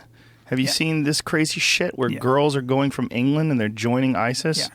They're also getting wholesale just destroyed. Oh, yeah. They're just fucking dying. Mm-hmm. And now ISIS is trying to support the families of the martyrs, and they're running out of money, and so they're losing the physical battle, but the ideology is always going to inspire fuck faces like this guy who kills children. And I think in that case, you do need a strong presence and people willing to shoot those people before they do what they do. It's really hard to prevent, though. Well, it's hard to prevent crazy people. Yeah. And the word crazy is not the right word. It's hard to prevent evil fanatics, psychopaths. It's hard to prevent people forget religious ideology. The guy who fucking shot up those people in the movie theater in Colorado. It's hard to prevent that. Yeah. It's hard to. That happened more than once, right? How many times didn't someone get shot up in Amy Schumer's movie? Were there people that went to see Trainwreck? That was right? Yeah, and because she was what would you upset do? about that? What do you think is the answer? Oh, that's a good question. Is the answer? This is a little bit radical, but is the answer let all of us carry a gun? how are you going to stop that truck with a gun? I don't know. The trucks are more dangerous than guns. It's fucked up. I kind of predicted that truck attack during the Steven Crowder podcast, and I didn't even realize I did it. Somebody posted on the internet a clip of it. Like, what's to stop someone? Because we were talking about gun control, and I'm like, the problem is mentally insane people that are willing to kill people, and they could do it in a lot of ways, man. And I was like, what's to stop someone from taking a car and driving through a fucking crowd of people? There's not much you could do about it. But you can shoot them in the face so that they die in the car. Maybe. I mean, I do if you think, get lucky and hit them, you know how hard it is to shoot at someone when they're driving at you in a car? It's hard to shoot a deer that's standing still. No shit. And you resting your gun on a rock. But it's possible. It's possible. And I'd rather have that answer than have to run and scream with my kids. I'd rather be able to stand my ground and fucking squeeze off, right, 6 rounds in his direction, and I really mean that. There's an argument there, and I think the argument against that you should not have that because you're more likely to kill someone in your family, and that's not a great argument either. I think on both sides, like, the real issue is mental health. The real issue is inequality. The real issue is people growing up, and when I say inequality, I don't necessarily even mean rights. I mean in the environment in which your soul enters this world. Like, what is the environment that you and I entered? Well, we have really nice parents, and we got really lucky. We got born in America, and you didn't. Were you even born in America? I was born in the Philippines, sir. I was born in the Philippines, sir. Jesus Christ! I lived overseas till I was 14 years old. Barely, Keep going. Barely one. A lot of different countries. That's where I get my edge. But you got lucky. You have a really nice family. I got lucky. Great family, like nice people. That's very fortunate. If you were born in Iraq or in Saudi Arabia or in Afghanistan or in any of these places where they're dealing with these ancient ideologies, you're fucked. It's like there's a race, and the race is 30 miles long, and you're starting out at mile 1, where some people are at mile 29. Like, there's no way. It's no way this is fair. There's no way. It's just not fair.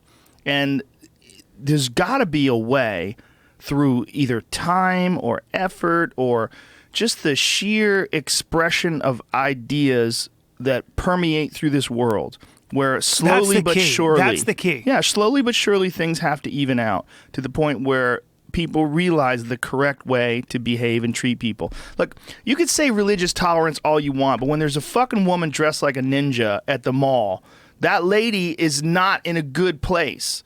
She's being forced to dress like that. This is not her idea.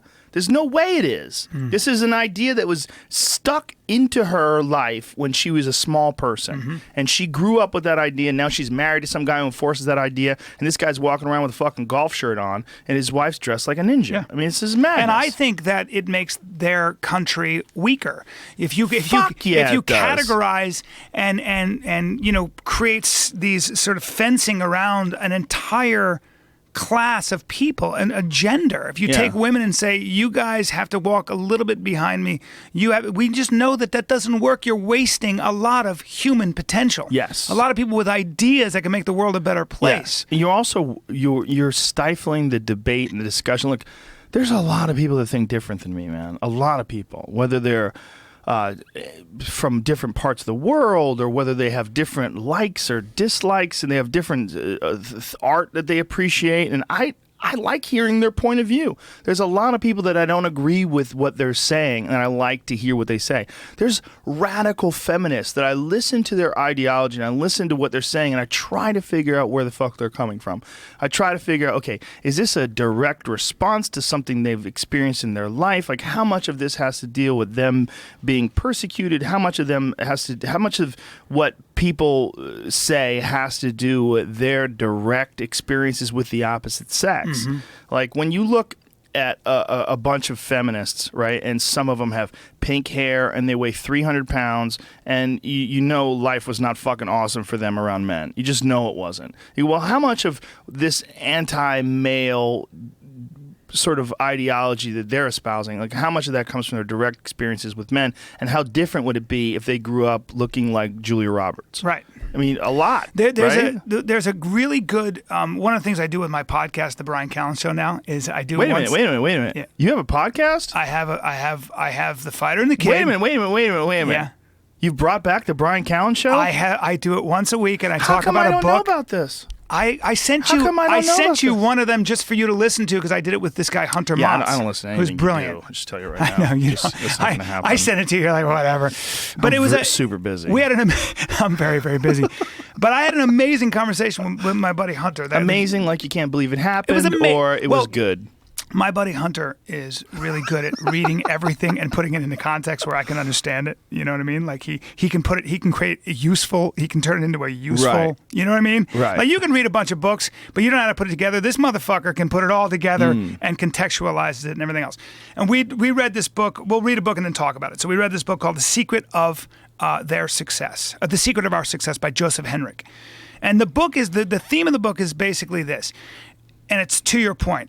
Human beings are smart because they borrow culture. Human beings are smart because they have societies that excel have to be open and have to be open enough so that they can borrow the best things from other cultures. So, for example, Yeah. if you and I are put in the middle of the Arctic, we're going to find, unless we find a bunch of Inuit, we're dead in about 3 days. You know, if you and I are in the Amazon, if you take an Inuit who can kick ass and find seal meat and everything else and put him in the Amazon, He's fucked. he doesn't have the Right. culture. Yeah. Human beings survive and grow and excel because we are really good at learning from each other, borrowing ideas. It's called the diffusion of innovation. That's the most important thing. And when you have societies that have these strong rules and these strong ideologies that keep people Restrictive. essentially restricted, you are not going to have the free flow exchange of ideas. Look at, for example, mixed martial arts.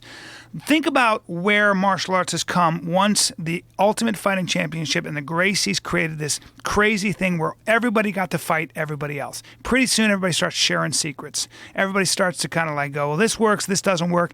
And you were putting it in an arena where you were actually, it was just a very open place. It was where a people proving could- ground. It was a proving ground. And you Yeah. could borrow ideas. And people are, look at what they're doing now. They're borrowing Sure. coaches here. I have Wrestlers this learn idea. submissions and kickboxing and all that stuff. That's Yeah. how societies, that's how innovation happens. That's the best way to get ideas to move forward. And again, the problem with this sort of countries that are restrictive like Russia, like Saudi Arabia, with these strong sort of either cultures of power or cultures of religion, is that they create it's a very difficult atmosphere, not only to be open with your ideas, but to benefit from your ideas. You are not going to start a company like Apple in Russia when you know that the government, like Putin or whoever, could take it anytime they want. Where would be the incentive of that? I'm going to work for 20 you'd have years. to be buddies with Putin. Exactly. And then you might be able to pull it off. But So you will now it's- never do it in Saudi Arabia. Now it's an economy of influence, Right. not a meritocracy. Right. Let me ask you this, because this is a kind of an interesting thought that's going through my head.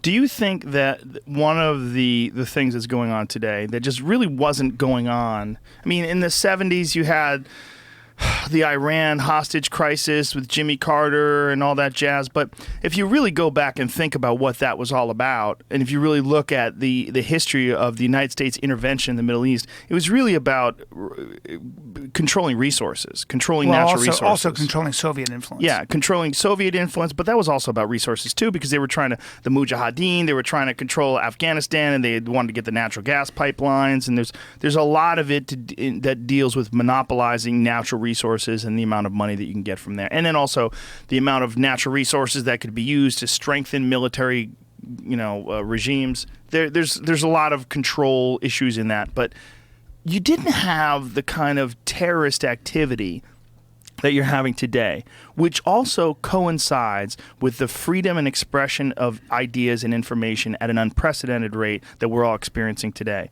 And the areas where this is not true, the areas where the freedom of expression and the tolerance of ideas. I mean, if you look at the United States, there's some nonsense that's going on today with political correctness, and there's some complete the left that's taken so far left that it almost becomes right, because they're just completely Controlling. but not just controlling, but so infatuated with the idea of enforcing their version of what Equality is. and what life is on everybody else, that it becomes this like, this Tyrannical. Very tyrannical. But point is, this is the West. I mean, this is where we are. We are in the real marketplace of ideas. This is the boiling point of all these ideas where things are changing at this radical rate. And this is the world that is also being attacked and really being opposed by this completely constricted world that really doesn't feel like it has a chance. Like, this world is trying desperately to cling to these old ways. I mean, if you look what ISIS is, they are desperately trying to cling to these ancient religious ideologies that were established in a way that does not allow for the even exchange of ideas and information. And this new way of, but this new way is also attached, of course, to the military-industrial complex. It's also attached to the idea that there's hundreds of different military bases in hundreds of different countries where we're in control of massive amounts of people's safety. Always has been, though. But it hasn't been in terrorism, by the way, in the world. 70s, and I remember being in Rome Airport, they had plenty of guys with machine guns because of the Red Brigade. There was communist terrorism. There was Palestinian terrorism back then, when they a great deal. Killed the people at the Olympics, Munich. Yeah. So there was always terrorism. But a much smaller scale than today. Much smaller. I don't know about that. I don't know if that's true, because terrorism was terrorism. There was never anything like ISIS before. No, there wasn't. This is a new thing, and but this really powerful. But I have to stop you for adherence. a second. What? Because when you say there wasn't anything like ISIS, you're right. But for example, in Indonesia, which was essentially an American ally, Indonesia had. I just lost my. Take a look at how many people in 1 year died during the communist purge, and I think it was 1965. By many accounts, there were probably 1 million people, most of whom were sort of the Commando Aksi. They were the sort of civilian conscripts that the military kind of recruited and said, find us the communists in your villages. And they were marched down to the river. They had their heads chopped off.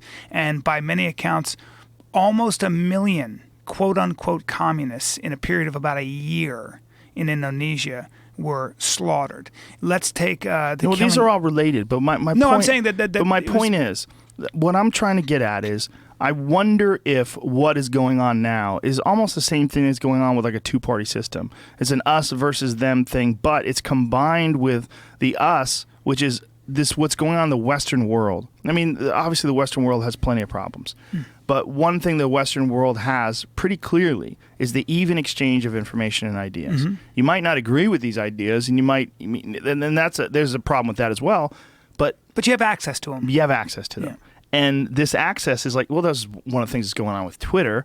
And I don't know if you know about this, but Milo Yiannopoulos, you know who he is? Yeah, he got banned. He got banned from Twitter for writing a bad review about Ghostbusters, which essentially confirms what he said about the regressive left, is that they're trying to stifle ideas. And then they're saying that he's responsible for the harassment of Leslie Jones, right? Which is horrible. You know, what people did. She's a fucking comedian, She's man. also great. She's great. She's funny as shit, man.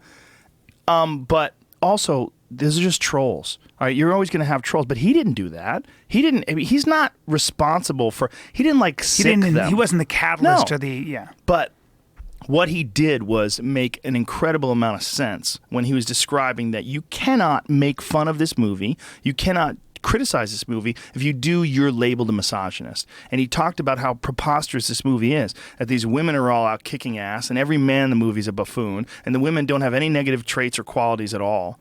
They're super powerful and super awesome and hilarious, and the humor is non-existent because they put them in this restrictive box. He got banned from Twitter for that. Got banned from Twitter for this. They're blaming him on the harassment that Leslie experienced. He incited the. Well, they didn't incite anything. He made a provocative article about a piece of art. And that's what that movie is, a piece of art. So they are guilty of censorship in the worst way. Well, what they're doing is they're stifling ideas they don't agree with. And they've decided that, Twitter established some weird fucking thing called the Trust and Security Council or something like that, and they brought on all these social justice warriors. Jamie, look that up. What the fuck is that called that they tried to do? But they brought on all these people for this. Sounds like Mao's China. what is Jesus Christ. It's very, very It's bizarre. thought control.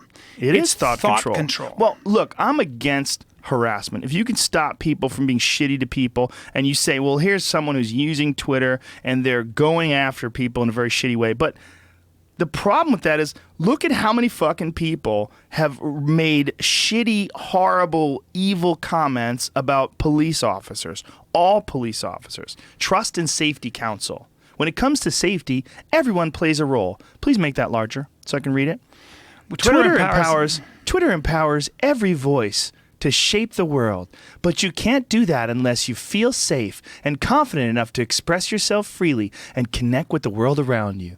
To help give your voice more power, Twitter does not tolerate behavior intended to harass, intimidate, or use fear to silence another user's voice. Very general, by the way. Listen how Very general that general. is. So now you have a council that is deciding whether or not you're good enough for Twitter. That's Well, pretty you know what the amazing. first thing they did with him, they couldn't figure out what to do with him. They took away his verification. Wow. What does that have to do with? Wow. What is that? He's not verified anymore. They took away his little blue check. Yeah. You're It's not very verified. dangerous. It's a very dangerous, slippery slope, but Well, we here's the see this problem. in When our they did universities, that, too. But when you do exactly Yeah. the same thing. When they did that, he gained 20,000 new followers immediately. Wow. Because there was a massive backlash. Yeah. So now they're in a place where there's even more backlash. Because if you look at the actual words that he typed versus what they're accusing him of, and it just doesn't stack up. It's clear that they don't like him because he's a Republican, he's a Trump supporter. Sure. He is a fucking troll. I love him. I think he's hilarious. He's a troll. But in the marketplace of ideas, you should be able to combat his trolling behavior, the things without that a he said. gag, without gagging Yes. him, Well, without you gagging him, strengthen engage him in a debate, Yes. in a vigorous, spirited Exactly. debate. Yeah, Don't gag the guy. Right. If you really feel like he has done something egregious, he's done something that can be criticized, criticize it. That's right. And if he's actually harassing people, if he's actually saying, hey, go find Leslie Jones and throw dog shit at her or do something horrible to her or slash her tires or something like that. If he's actually doing something like that, yeah. Then, then he's doing, he's committing a crime. That's where the you don't get up in a crowded movie theater and scream fire because you'll create a stampede, Yes, right? exactly. Maya Angelou talked about that when she said where the Ku Klux Klan was saying, we have freedom of speech, and Maya Angelou said, your freedom of speech can end when you're literally telling people to hang me. Yes. Because, and you're telling a mob and I'm standing right there that inciting them. That's probably where, we should take a look at things. I mean, and we all know the line. What we all don't know all about. know, though. I'm saying that there is something called common decency, and people like to jump to these extremes, but it doesn't inform the debate. I think what you're saying is so important, and the idea that you've got to create safe haven for those that you agree with and disagree with. And I disagree with Milo all the time. Yeah. I mean, he and I are friends, and I've had him on the podcast twice. And when we talk, I mock him. We have fun. I mean, but he's a good guy. But he's just really right wing. I also think his trolling is so fucking sophisticated. And he's one of the ones that was saying that he believes that Melania, how do you say her name? Trump's Melania wife? Trump, yeah. Melania, is that her name? Yeah. He thinks that they did it on purpose. He thinks Trump is a master troll, and he thinks that the plagiarism was on purpose because now more people are talking about it. And then more people are... I don't know if that's true, but I think it's hilarious that... Did you know that his tweet, Trump's tweet that he put out to congratulate his wife for speaking is exactly verbatim the same tweet that Obama put out to congratulate his wife for speaking. Interesting. Exactly. Wow. Every single word in the exact same order. Wow. Yes. Oh, that's pretty calculated. I don't know. I don't think he writes his own tweets. That apparently wasn't true. Is it fake? I think that was like photoshopped. Oh, those motherfuckers. They got me. See? Oh, that was the other thing they did. I'm sorry about that, folks. That's another thing that they did with Leslie Jones, which she was really upset, is that trolls were taking words and putting them, like they were taking a Photoshop and making her, like her name, like what she had, her Twitter name, and then writing horrible shit about gay people and then putting it in there. Jesus. But Leslie Jones, and again, I love her. I think she's really funny. She said some kind of fucked up things on Twitter herself. and things that can be construed as racist. One of the things she said, like, about white people being shit.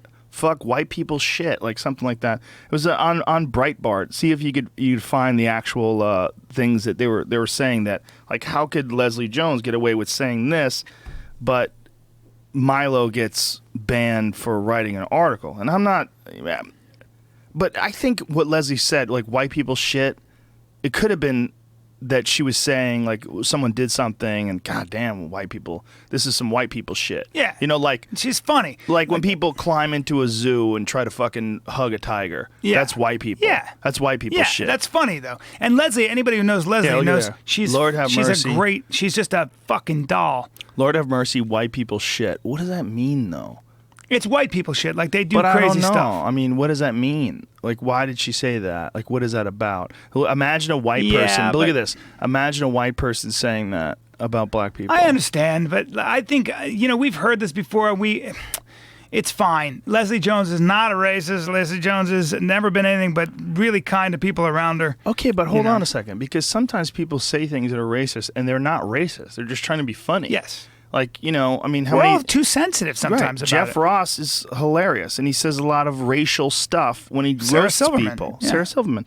But Jeff Ross in particular, because he's really good at roasting people. Mm-hmm. And a lot of the stuff that he says, like, he crosses what some people would say is a line. But what is he doing? He's being funny. There is a difference. So a lot of times, if you're Hispanic, if you're from a marginalized group, you can get away with it. You can get away with it because you all share in a common experience of repression. Right. Gay people can mock straight people. Go ahead, mock me for liking pussy. Who cares? That's what I mean. Because Right? we've never had to pay a price for that kind of oppression. We haven't. Not physically and not economically. Well, that's not true, because we've been oppressed for being straight forever. It's a constant thing. People are just so mad that we're not gay. You're such a breeder. Fucking breeder. Yeah. What are you out there making babies? Exactly. Those fucking Otto and George had a great line. Otto and George, if you don't know, Otto was this fucking great, hilarious comedian who had a puppet named George, and his puppet was evil and these bushy eyebrows, and the puppet would say these fucked up things, and Otto would go, I can't believe you're saying that. Like, what the hell? Great. And the puppet would say, he goes, I don't understand where all these fucking queers are coming from. For a group of people that can't breed, where the fuck are they all coming from? It's just like you had this, like, he'd say like purposely ignorant shit as his puppet. Yeah.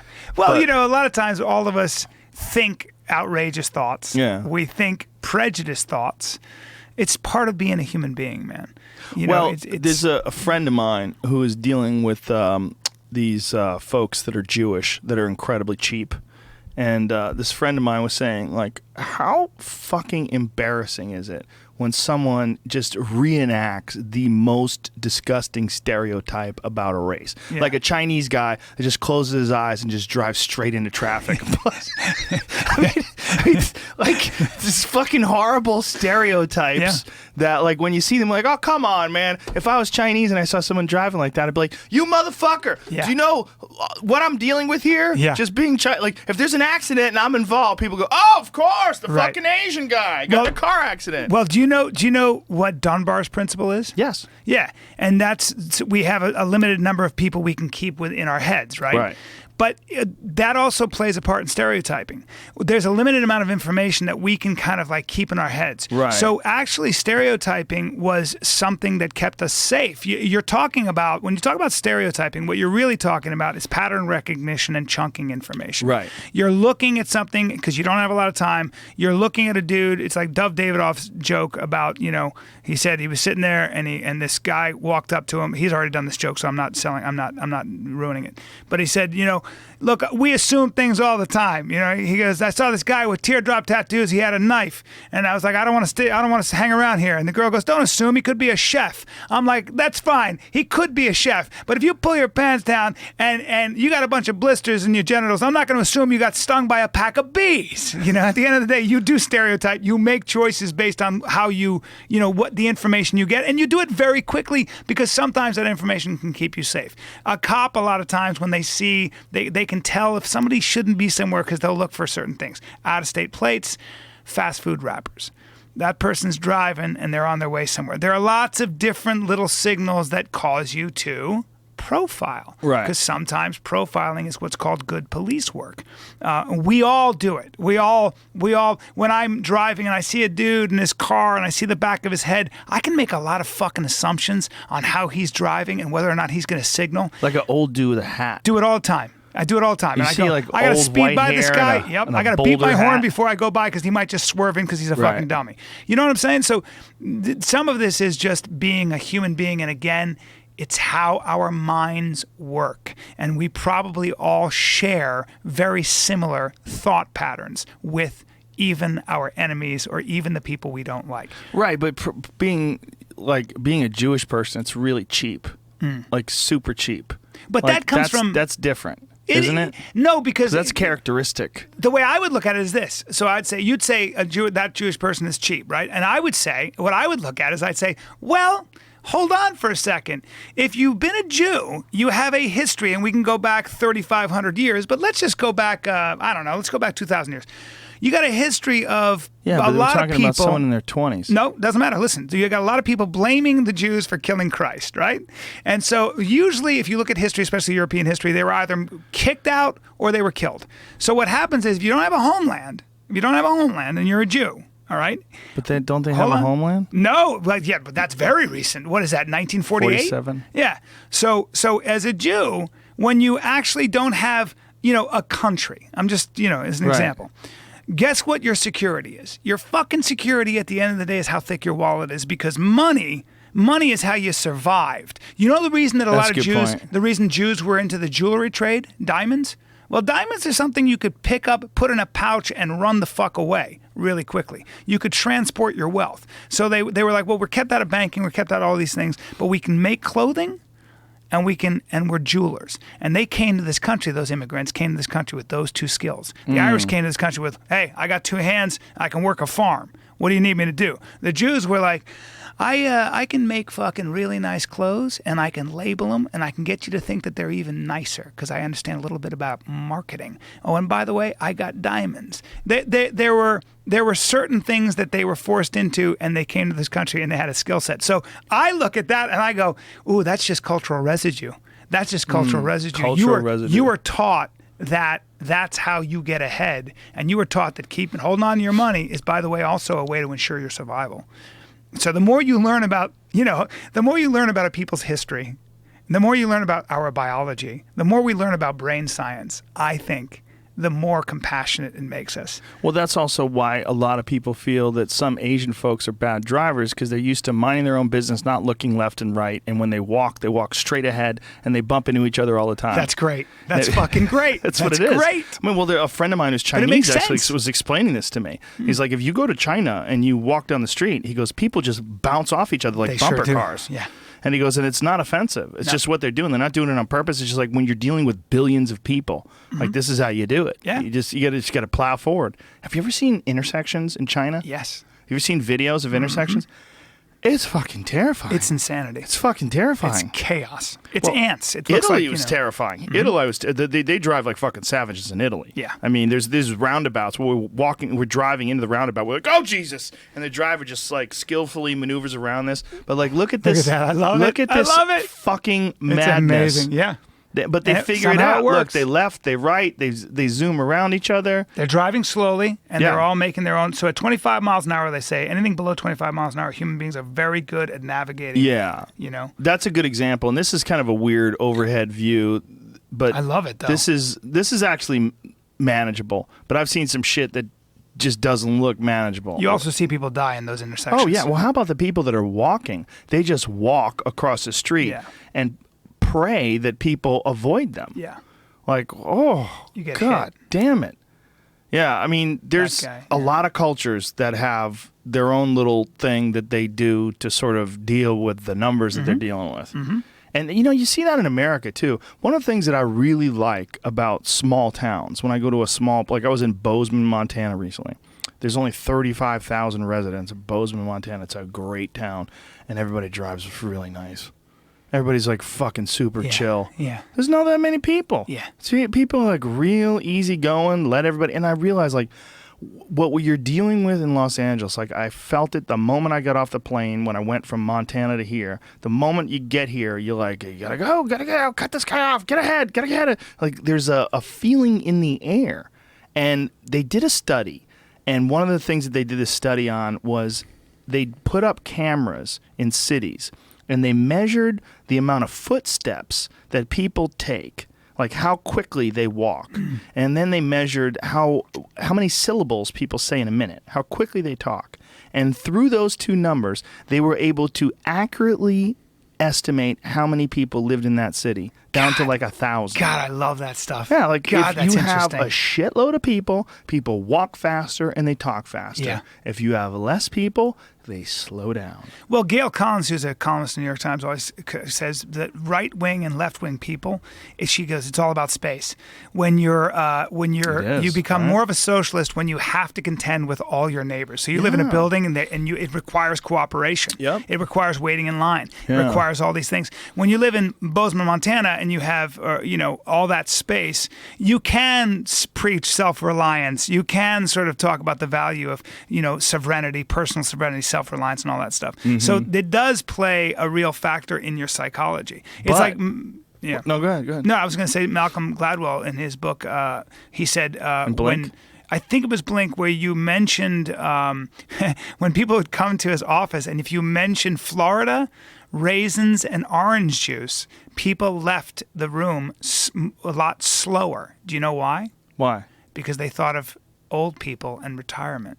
Whoa. And so it played a factor in their gait. They left the fucking office. They were less inspired. They walked down the aisle. Well, they walked down the hallway more measured because you put the idea of an old person in their brain. Well, what I was going to say is this is where the role of colleges are very interesting, because colleges sort of throw a monkey wrench into that, because colleges take a small town and turn it very liberal, which ordinarily would not be that way. You're dealing with small rural environments. You usually deal with conservative populations that are Christian and they're into fucking Republican sort of ideas. Well, there's also something else about liberal towns. They're little, small liberal towns like you're talking about. I don't think they turn them liberal. What they really do is they take away any existential threat for the most part. They make those towns super safe. There are a lot of rules that would penalize anybody, for example, young men for misbehaving by punching each other in the face or imposing their aggression on a weaker group of people. I think that's also how I characterize a liberal small academic town. They are safe, for the most part, safe environments for you to figure the world out and express yourself.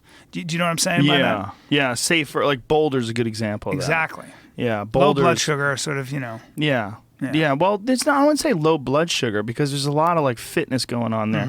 Boulder's one of the fittest towns in the world, That's true, per actually. capita. Yeah. Like a lot of people have low body fat. They're hiking all the time. Good-looking people. And they're in a fantastic environment, like as far as like the natural beauty of the land around them, and they take advantage of it. They're always hiking and biking and shit. But you don't have to worry about things like, a shootout and crime. Right. Like my Yeah, friend yeah. who grew up in the hood said that he knew when something was about to happen. And I said, what do you mean? He said, the air changed. And Your friend I might said, be an idiot. No. He said because what happens is, In all fairness, a lot of your friends are idiots. No. He grew up in the hood, and he said he had a lot of his friends killed. White guy? No, black guy. He had a lot of his friends killed, and he said what I would notice, and everybody would notice, is that when the shootout was about to happen, or a fight was about to break out, he said there was almost like this, like whether it was imagined or not, there would be this calm before the storm. The air would change, things would settle.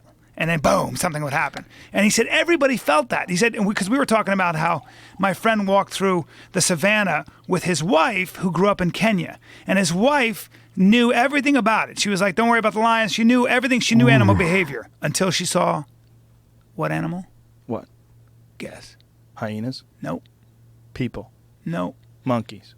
water buffalo. Ooh. And she looked at her husband and she said, climb that tree right fucking now. And he said, I knew when she told me to climb the tree because there were lions, and she said, don't worry. But when she said climb the tree, I climbed that fucking tree because it was a water buffalo. She knew her environment. And just like he would walk through the hood and he was safe. He knew it. He knew how to navigate, but he also knew when something was about to happen. There's a great Jim Shockey show. Jim Shockey's this really famous conservationist and big game hunter from Canada. Really interesting guy. But he's got this great show called Uncharted.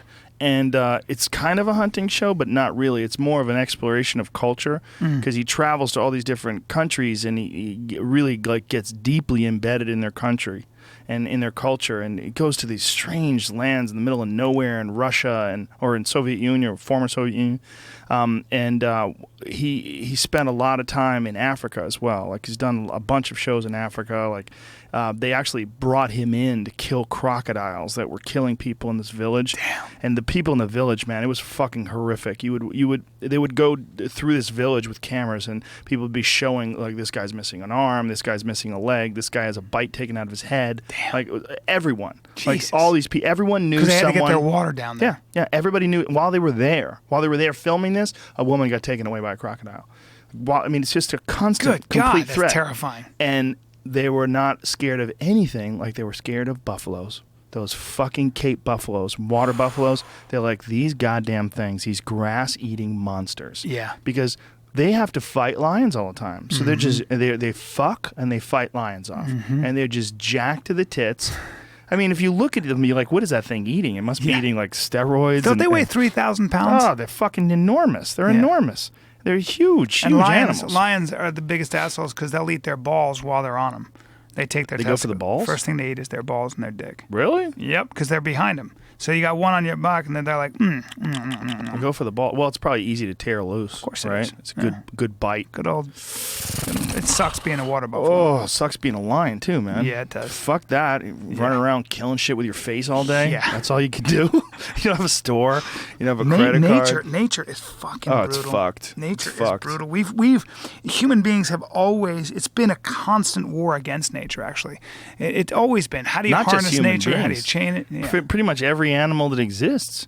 Every animal that exists is even lions are in a constant war with other lions. Constant. Like their reign of terror is so fucking insanely brief. They got a couple years where they run the pride, and then some new lion comes That's along right. and kills them. Yeah, even like Or bites them so fucked up that they're forced to leave. Even great whites. Great whites. They played.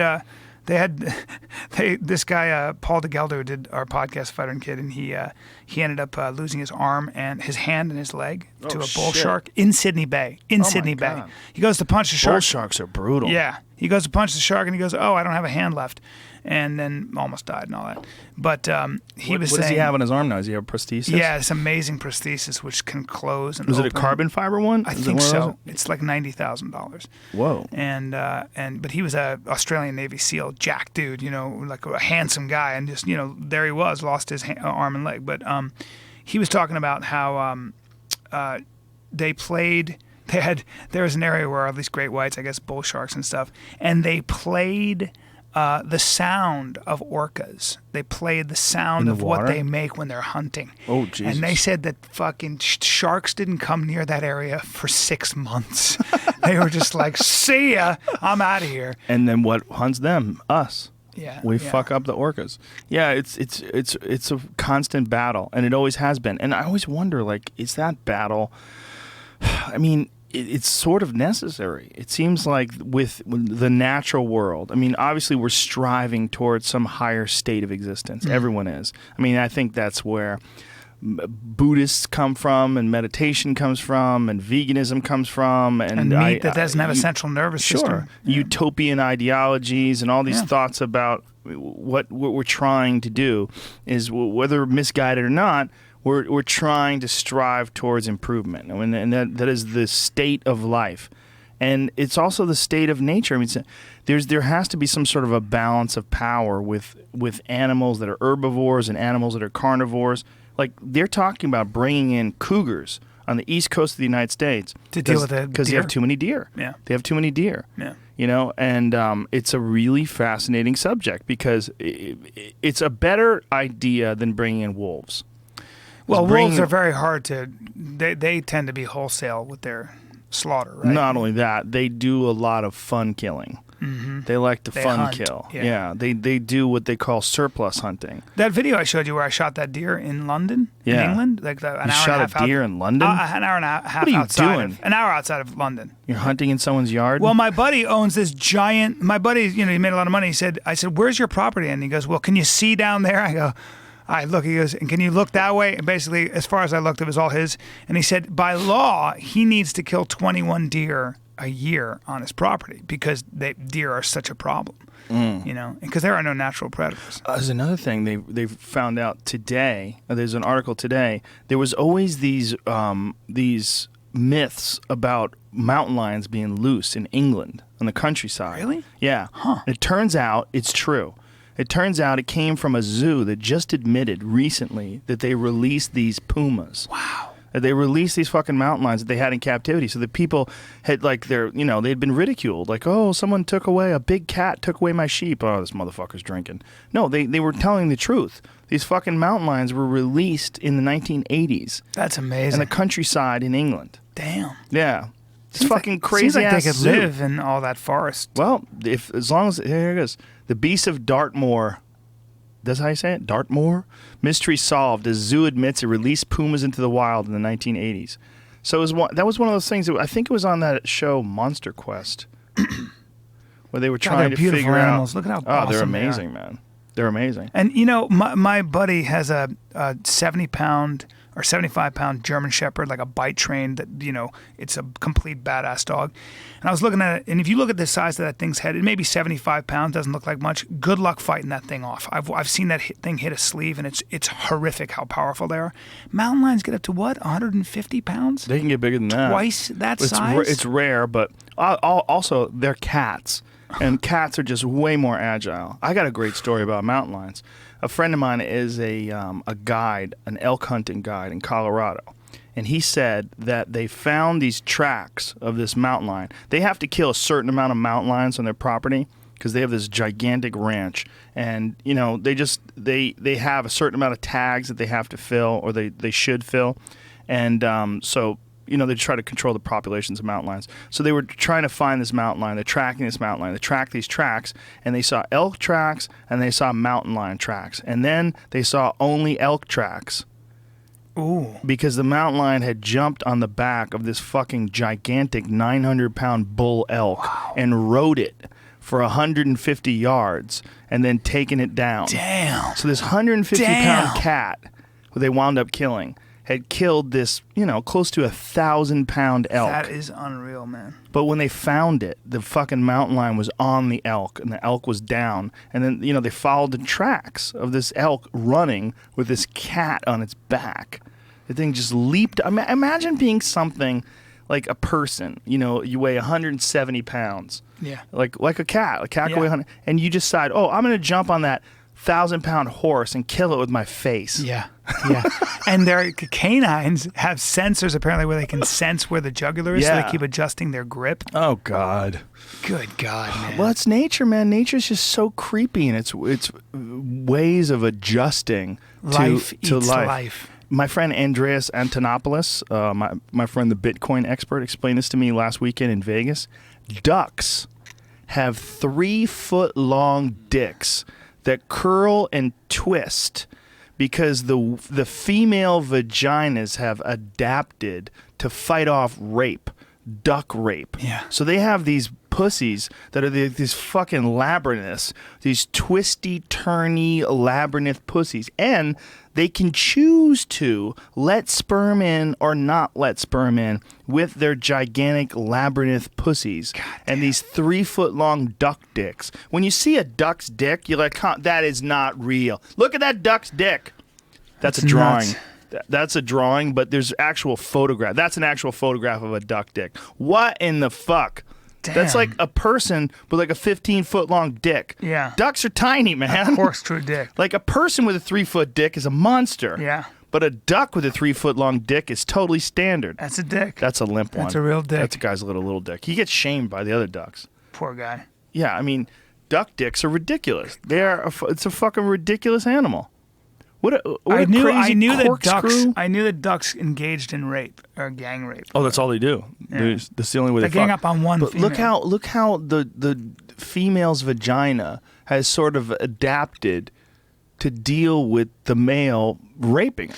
They've created these bizarre pathways in their pussies. When you listen to Dan Carlin's Wrath of the Khans, or you read history, and it was always, here we come, we're knocking down your walls, and we're selling everybody into slavery.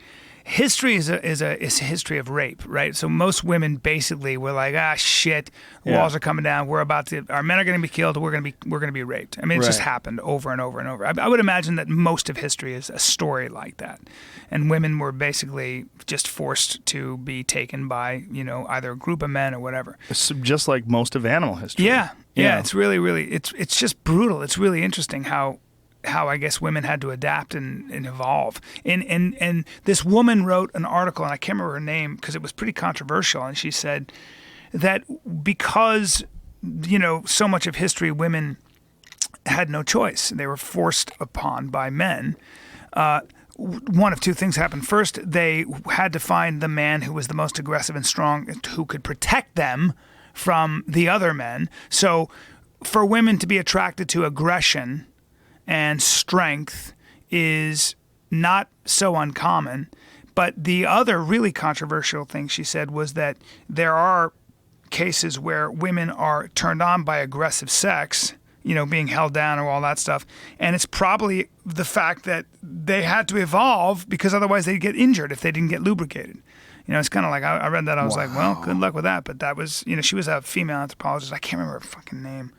But I was like, well, boy, can you imagine coming out with that article? And this is my thesis for in anthropology in Amherst College, everybody. It's a very objective thought process. Yeah. I mean, there's evolution. It's just evolution. Well, it's also, it's called evolving. Yeah. And dealing with aggression the way the ducks did. Well, and also dealing with the natural world that you find yourself in, which is just filled with danger and murder and constant warfare.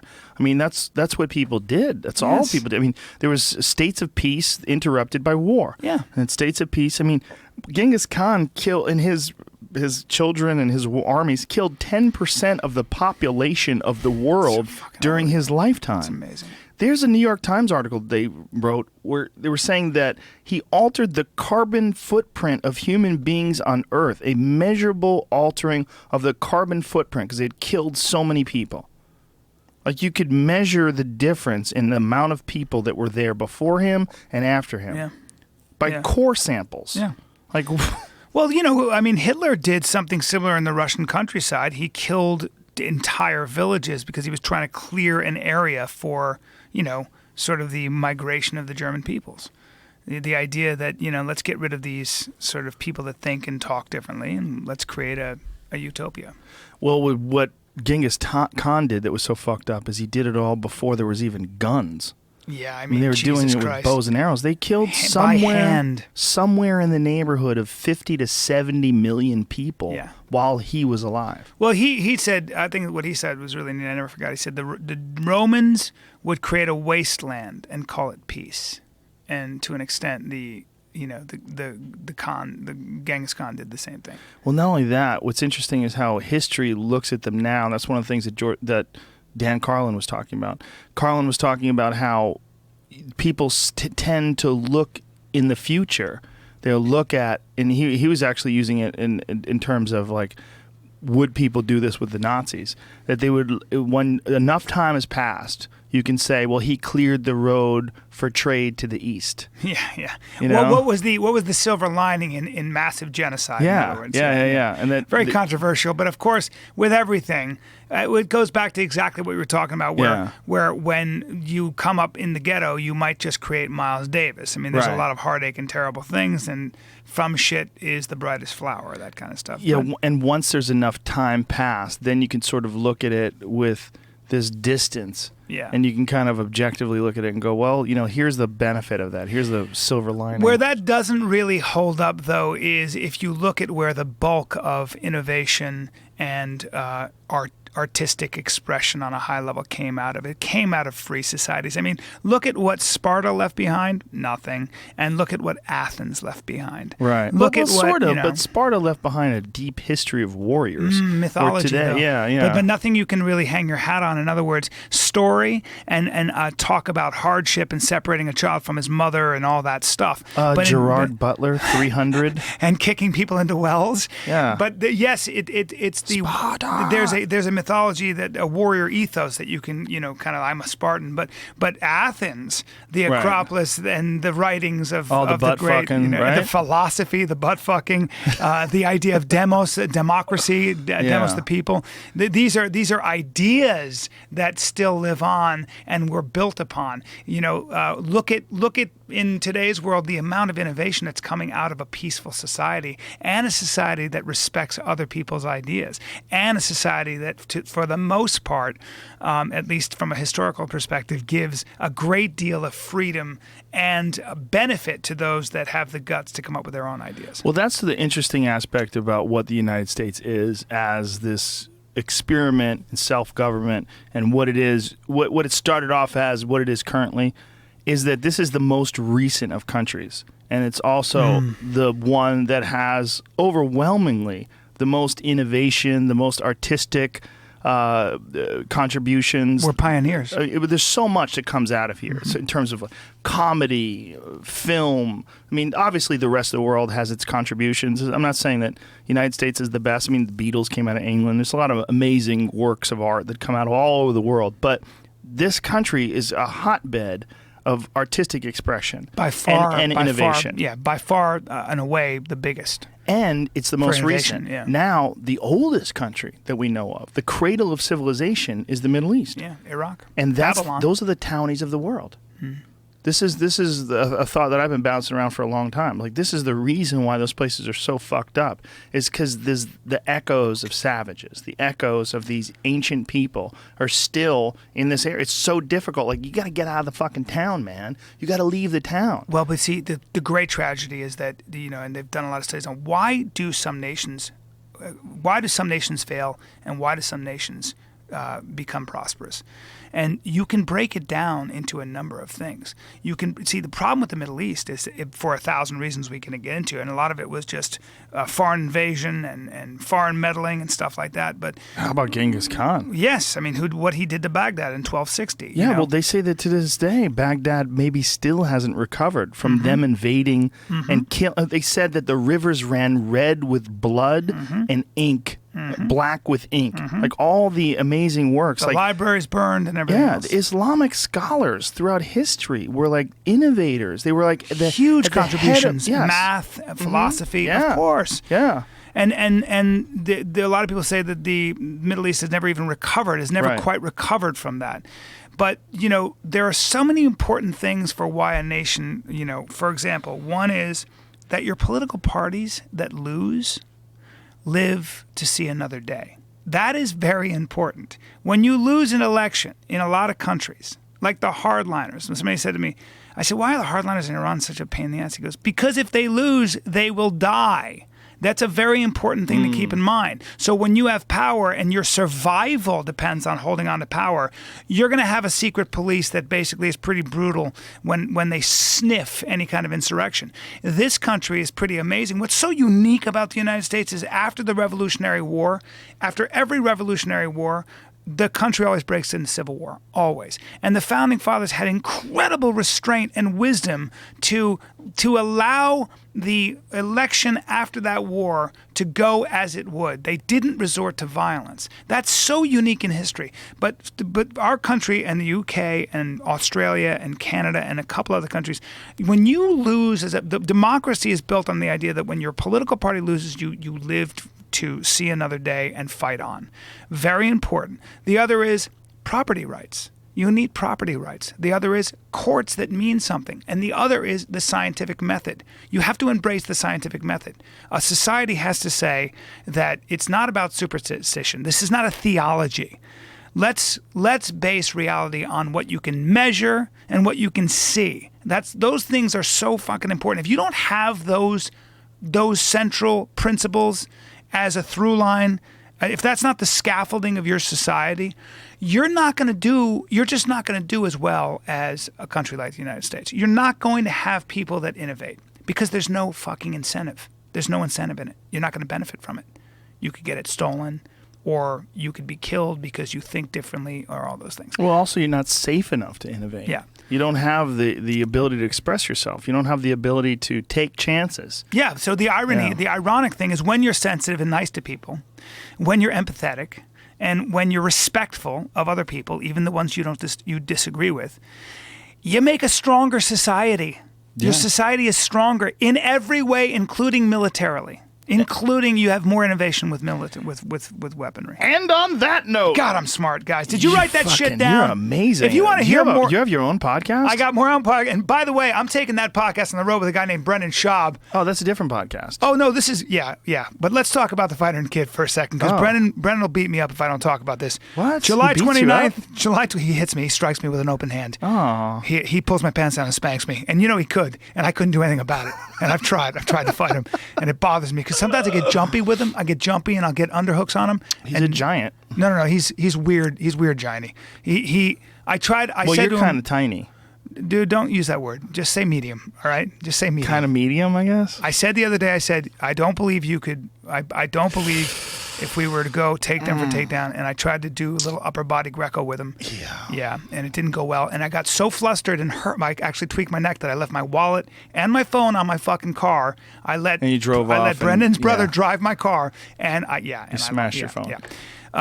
Yeah. We've been talking about that recently, that I think that people have a massive overestimation, of what they can and can't do with their body. Oh, and that's, we hang around Brendan Schaub. Hang around Brendan Schaub. Well, forget Brendan Schaub. We played this video of these people that put on these gigantic balloon suits and let bulls hit them. What? You haven't seen this? No. We'll end on this. Okay. It's fucking insane that these people want to do this. But I think people have this idea in their head that, the bull's coming, I'm going to be fine, I'll just fucking get out of the way. You don't realize, like, they massively overestimate what they can and can't do with their body, how they can move their body. I got to see this. Oh, by the way, God. while we're watching this, July 29th, 30th, Phoenix Stand Up Live. We're there. We still have some tickets left. Live Fighter and the Kid podcast show. It's a show. Me and Brendan Schaub. Brendan Schaub will be doing new stand-up. I'm very excited. Watch this. So these assholes, look at this. No. Yeah. Get Meanwhile, out of their here. legs, like, say goodbye to your ACL. Look at this. Watch this. Boom! Boom! Holy cow. I mean, these are massive, massive animals. Bulls are so mean. And meanwhile, they just eat grass. He looks like he's not hurt. I wonder if bulls would be nicer if they had a steak. Wait for it. Yeah, because it gets worse. Like, this guy, he's like, oh, Jesus, man, this is fucked up. It's just started. Meanwhile, people are laughing. This is what people in rural environments do. Yeah. They laugh. Oh, man, Dude, I go would get him. never Go, do this. boom! Oh, Look at the my fucking Lord. air that guy got. The air that gentleman got. Oh, my Lord. Yeah, that guy is fucked. And he hit him again while he's out cold. I mean, that dude flew through the air. Oh! What about your legs, bro? One more time. Boom! Exactly. Well, it seems like that bull doesn't have horns. They probably sawed their horns off. God. But whatever. That's not saving you. I might have to do that, but I don't have the guts. No, you shouldn't do that. Well, there's other ones. This is one that we looked at. They've figured out a way to do it better. Okay. And the better one is a much larger ball where you're completely encased Yes, in the ball. that's better. Your legs. You can't have it from your fucking waist No. down because your legs are like super flexible or super weak. Yeah, like I don't want joints. my knees getting broken by a bull's head. And they will get broken by a bull's Ooh. head. They'll get Ooh. mangled. See if you find the one. Yeah, you got the other one. There's. You don't? Okay. There's other videos of them doing it where they figure, well, this is not safe enough. We got to get a much larger ball. Much But larger you hear ball. the people in the audience. That's what happens when you get a bunch of farmers and they're drunk and they just wind up fucking each other. Yeah. On the sneak tip. Well, I don't know if they keep fucking each other. They Why do you have to fuck bring each it other there? like crazy, those people. There's Nothing no one to do. around. There's like fucking 30 people in the town. They're all fucking each other's wives. Of course. Snaking around. Hey, I don't think your husband's a true Christian. You know, I just see the way he talks to you and it just makes me feel terrible about it. Oh, I don't feel... Can you rub my neck? Next thing you know, you fucking... Kid's got red he farted? hair. No, it's cum. Oh, God, I don't. That doesn't, So much cum. I don't It's make like- that noise when I come. I just That's go. a lot of cum. Now I'm like, It's a you're lot. It's like, welcome. This is for you. You've earned it. I fart and come at the same time. Take it, my nectar. Yeah. Okay. All right, guys. Good night, everybody. It's Phoenix Live. See ya. Oh, July, yeah. July Bryan 29th Callen. and 30th. Bryan Callen, Brendan Schaub. Bryan Callen. There's probably some Yeah. asshole pretending to be Brian. That's Brian Callen. Is there? Is there an I? Probably that probably. bastard. Probably is come now. see me in Oxnard too. Where are you in Oxnard? Levity the new club. Yeah, Oh, August dude. 4th and 5th. That's gonna be great. August 4th and 5th. Those Levity Joe clubs Rogan's are always opening the shit. for me. I Rogan's am? opening. Okay. What day? August 4th and 5th. Can you come? Let me find out. What I'm doing. Yeah, it could be. All right, you fucks. See you soon. Bye. Bye.